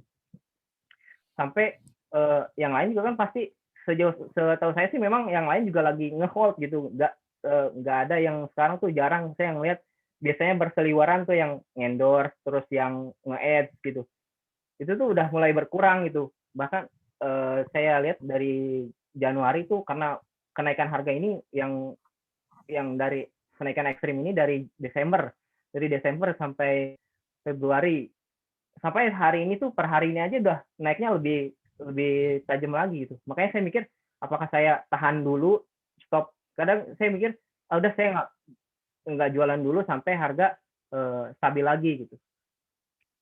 Itu sih Kang. Mas Uku minta tolong buat sarannya. Ya, banyak ya sebenarnya kemungkinannya kalau seandainya kondisi begitu, ada beberapa teman yang misalnya gini, kalau Gin itu katakan punya data gitu ya, bahwa misalnya yang disebut dengan omset stabil itu berapa ya stabil, terus yang disebut dengan minus itu berapa minusnya, sehingga apakah antara dari hitung-hitungan gitu ada potensi apakah kita ingin menaikkan, pertama gitu ya, menaikkan harga jual dengan resiko mengurangi jumlah pembelian pasti, atau bahkan jumlah salesnya akan berkurang tapi setidaknya ada orang yang tetap mau beli, bisa begitu, atau bisa jadi kita efisiensi di bagian belakang ya, tidak mengubah esensi dari produknya itu sendiri. Karena saya perhatikan beberapa restoran juga, dia salah satunya caranya adalah mengurangi porsi pertama ya, mengurangi porsi. Jadi komposisi kayak bumbu segala macam itu masih normal, tapi jumlah porsinya ya, porsinya dipersedikit, atau kita beralih ke produk substitute-nya, misal produk substitute itu yang tidak memakan cost yang terlalu banyak. Nah, saya nggak tahu yang kamu jual ini yang frozen kah, yang jadi kah, atau apa gitu, sehingga saya belum bisa kasih masukan kira-kira apakah harus diubah produknya. Tapi sebenarnya mesti disyukuri bahwa yang mesti beli juga ada. Coba Gigin coba tes sedikit ya dengan menaikkan harga jual misalnya dengan membeli tahun sebelumnya. Saya nggak tahu cara kamu menjual pakai platform apa, via apa gitu distribusinya. Kalau misal pakai GoFood, kayaknya sih bisa dengan serta-merta ya kita ubah harga jualnya ya mungkin, atau GrabFood misal bisa. Tapi kalau misalkan pakai platform langsung, misal Instagram gitu, atau kalau punya website sendiri juga dengan serta-merta bisa kita ubah. Tapi kalau misalkan yang menjualan cuma lewat WA atau lewat Instagram yang DM gitu, kamu bisa coba ya mention langsung atau tanya langsung, ini ada kenaikan harga gimana, mau atau enggak. Itu juga bagian dari testing, karena sebenarnya customer juga kalau menurut saya sih dalam kondisi kayak gini itu memaklumi. Karena saya beberapa kali juga coba makan di tempat, yang biasa sering saya makan tapi kok porsinya berubah, ya porsinya tuh diukur porsinya. Kenapa? Apalagi lihat di hotel-hotel ya, lihat di hotel-hotel itu ya kita biasa breakfast di hotel itu mewah sekali, sekarang nggak ada pengurangan bahkan dijatah ya. Jadi kita mau breakfast itu ini. Itu hotel bintang 4 atau bintang 5 kita sering makan situ ya. Itu even hotel bintang 5 melakukan hal itu dan kita memaklumi di situ, kita nggak protes. Padahal biaya hotelnya tidak banyak berubah tuh. Sekarangnya sudah mulai normal lagi. Tapi kita memaklumi di situ nggak protes karena kita bisa melihat kondisi yang kayak gini. Nah, bisa jadi coba gini melakukan hal itu, testing. Ini cuma testing ya, take a risk. Kemungkinan akan ada mental, kemungkinan ada yang bertahan. Kalau ini testing buat customer loyal juga. Juga testing buat validasi produknya. Apakah benar produknya ini ngangenin sehingga orang rela membayar lebih ya untuk mendapatkan produkmu, pertama gitu ya. Dengan konsekuensi tadi ya. Ya BEP ya cukup ya, menurut saya sudah lebih bagus karena tugasmu adalah bagaimana si customer itu tetap nempel di kita tanpa harus melakukan pemangkasan biaya yang justru merugikan kita, minimal katakan masuk titik BEP-nya bisa seperti itu. Atau tadi substitute produknya, coba ini semuanya pasti akan melakukan testing ukur ya, tes dan ukur. Kalau kita udah punya profil customer kita, sebenarnya kita bisa uji langsung gitu. Gimana kalau kita naikkan? Atau pernah coba naikin enggak? Ya, gimana responnya? Saya yakin begini sih, ntar pasti akan melandai sih, ya akan turun gitu ya, ada masanya. Sampai kondisi tadi itu bahan bakunya sudah mulai normal, kita akan kembali lagi, sampaikan lagi. Atau opsi yang lain bisa jadi, kalau saya nggak tahu supplier kamu jumlahnya berapa banyak kan gitu. Kalau suppliernya cuma 1-2, resikonya kalau kita dipukul. Tapi kalau misalkan memang itu komoditi, biasanya di mana-mana sama gitu harganya ya, naik satu, naik semua gitu. Yang cara yang ketiga biasanya gini, balik lagi nih. Kalau kita punya data ya, punya data penjualan termasuk perhitungan HPP dan keuntungannya, kita bisa bermain termasuk misal gini pernah lakukan namanya siklus perputaran dari bahan baku menjadi cash misal kayak gitu. Pernah hitung nggak, misal dari beberapa stok yang kita beli ya, biasanya kalau pemula ya kan kita nggak mau belanja banyak ya. Kenapa? Kalau belanja banyak jelas takut ya, apalagi bahan baku yang cepat busuk misal seperti itu, sehingga kita nggak mau berisiko ngambil banyak. Tapi kalau misalnya kita punya data nih, anggaplah saya punya data misalnya data kemampuan saya belanja hari ini ya, itu habis belanja berapa kilo misalkan, kemudian habis dalam waktu 1 hari ya. Nah kita bisa tambah sekarang belanjanya per 3 hari misalnya supaya dapat harga yang lebih murah bisa jadi ya. Tinggal mekanisme di bagian belakangnya, di bagian produksinya dibuat gimana supaya bahan baku ini bisa tahan dalam waktu 3 hari misalnya. Kenapa? Karena kemampuan kita mengkonversi bahan baku menjadi uang, ya uang maksudnya sales gitu, kita udah punya ya rata-rata dalam 1 bulannya ya. Dalam istilah bisnis namanya cash conversion cycle namanya ya. Jadi kemampuan kita merubah stok ya menjadi cash. Nah, kalau kita punya itu gambaran atau indikator ya buat kita untuk seharusnya kita belanja bahan baku berapa kali gitu ya, berapa lama ya supaya kita nggak terlalu banyak biaya transportasi kah atau apapun itu yang menyertai pembelanjaan bahan baku, atau setidaknya tadi tujuannya adalah kita mendapatkan harga yang lebih murah karena belanja yang lebih banyak kan gitu. Kalau belanjanya ngeteng biasanya jadi mahal. Saya yakin juga begitu sih teman-teman, mencoba kalau bisa sih belanja banyak misalnya kayak gitu. Tapi kan resikonya, ketakutannya adalah ini ntar nggak laku. Apalagi datanya fluktuatif begitu, misalnya kadang naik, kadang turun. Nah kalau misalnya tadi kasus yang Gin sampaikan bahwa sudah mulai stabil pembelanjanya selalu ada nilai sekian, nah kamu bisa mulai tuh hitung kemampuan kamu untuk mengkonversi bahan baku yang kamu punya itu di belakang jadi cash berapa, kemudian mulai dibikin tuh. Biasanya selama ini pakai perasaannya, coba pakai hitungan yang pasti bahwa oke, kita beli per 3 hari sekarang, tujuannya adalah mendapat harga yang lebih murah, minimal dapat potongan 10% kah atau berapa persen ya supaya di bagian depan pun kita melakukan ada reduksi sedikit lah size-nya. Misalkan bisa enggak, bisa yang tadinya harus beratnya adalah 100 gram kita turunkan jadi 80 gram. Atau proses-proses yang di dapur dipercepat supaya cost-nya makin kecil. Misal bahkan bisa jadi mengganti kemasan. Bisa jadi itu. Misalkan beban produksi kita tuh ada di kemasan, ya kita mengganti kemasan yang lebih murah atau yang lebih kecil gitu supaya bisa memangkas cost. Saya yakin dua-duanya akan kita kerjain sih, dari depan maupun belakang harus balance gitu, nggak bisa depan doang atau belakang doang. Nah itu perannya kita sebagai business owner ya, ya menjadi sentral di situ untuk mengambil keputusan. Jadi saran saya sih gitu, Gin ya. Emang kondisi yang sulit kita keluar dari situ, tapi beberapa teman-teman yang punya bisnis berbasis kuliner gitu melakukan hal itu. Naikin, size-nya direduksi atau dikurangi, menekan cost. Pertama, itu dengan resiko tentu ada beberapa orang yang suka, ada yang nggak suka. Terus belanja lebih banyak dengan perhitungan bahwa kita punya kemampuan merubah ini dalam waktu sekian hari, dengan risiko tadi ya, membuat mekanisme penyimpanan segala macam menjadi lebih rapi, bisa lebih tahan lama, ya ngulik sedikit atau belajar lagi bagaimana cara menyimpan bahan baku ini menjadi lama. Tujuannya tadi bisa memangkas biaya ya belanja, karena kita belanja lebih besar. Terus satu lagi tuh apa tadi saya lupa.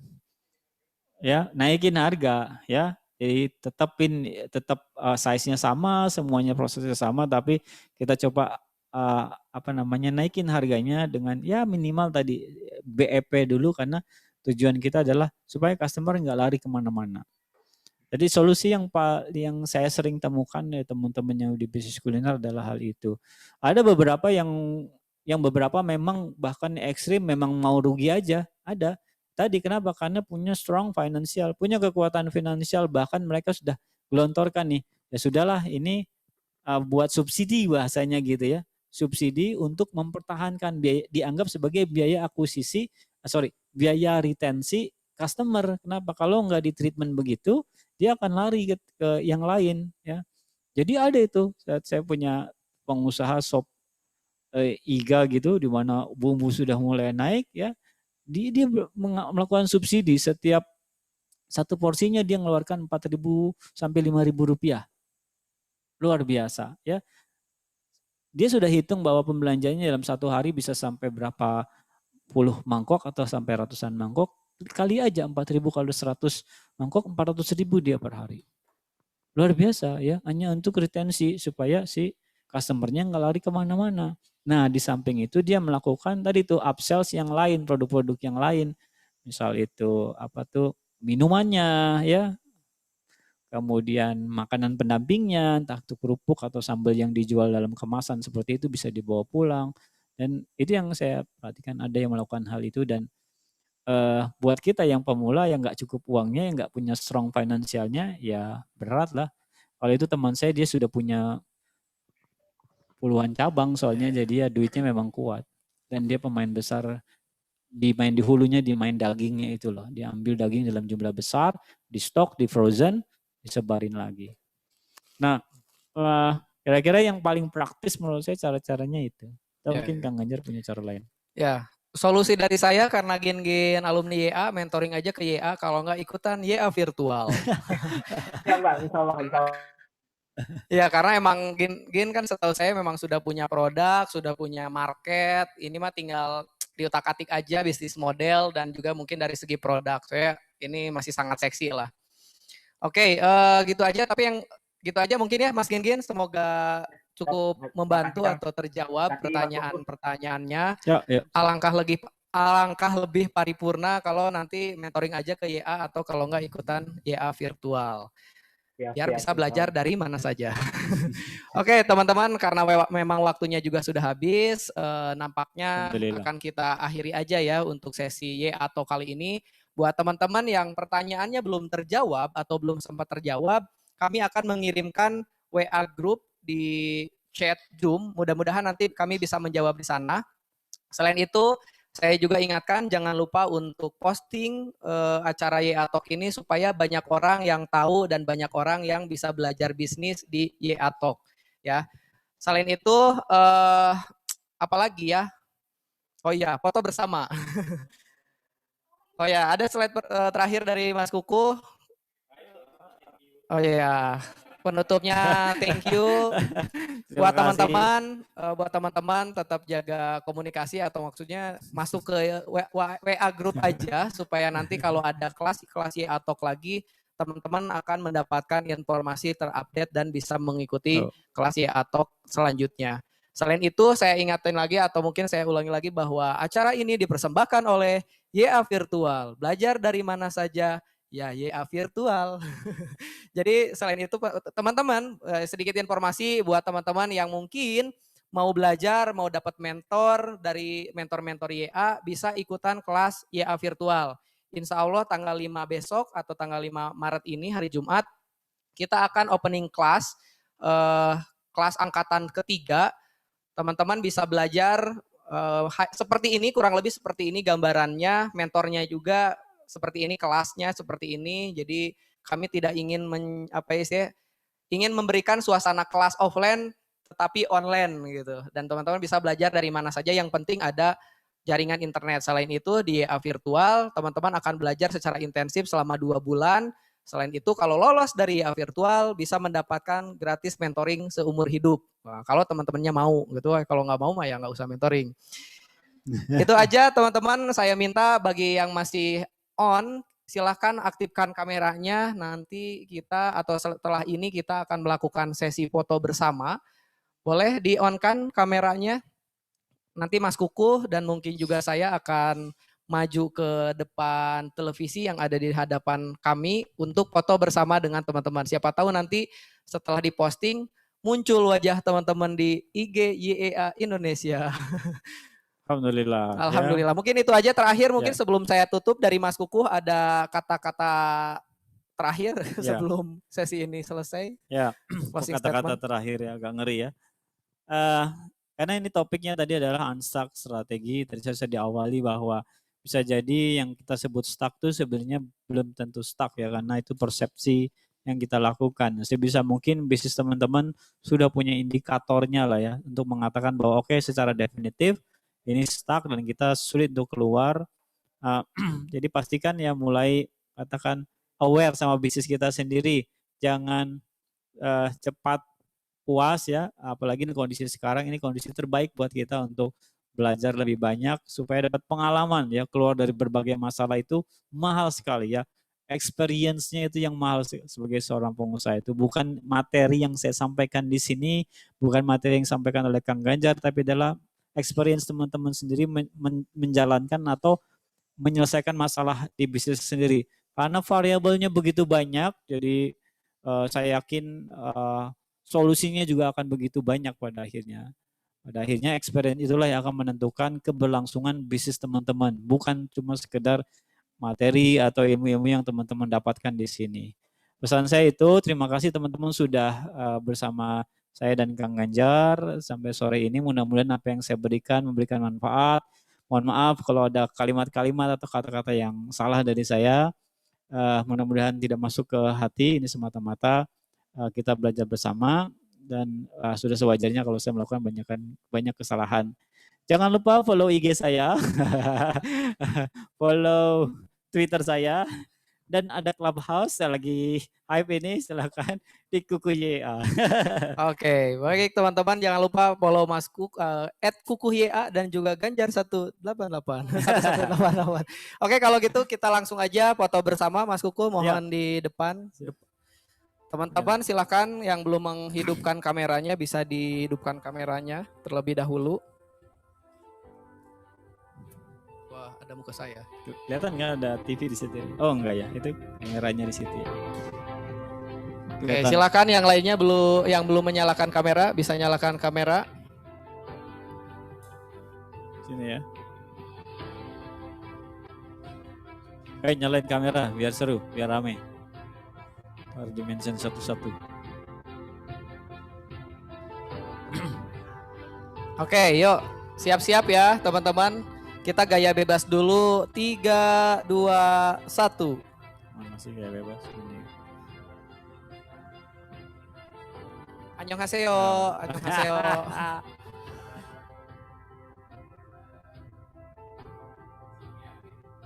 Siap.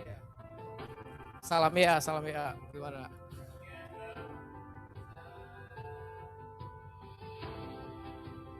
Oke, Ya, terima terima kasih teman-teman. Oh, di sini ya kameranya. Oke. Terima kasih, saya Ganjar Hidayat beserta jajaran kru YA Virtual yang bekerja hari ini mengucapkan terima kasih. Semoga penyelenggaraan atau dari YA Talk ini teman-teman mendapatkan banyak manfaat dan tentunya atau siapa tahu juga mendapatkan relasi, bisa tetap silaturahmi dengan teman-teman yang ada di sini ya, yang di Zoom maupun di nanti di grup WhatsApp.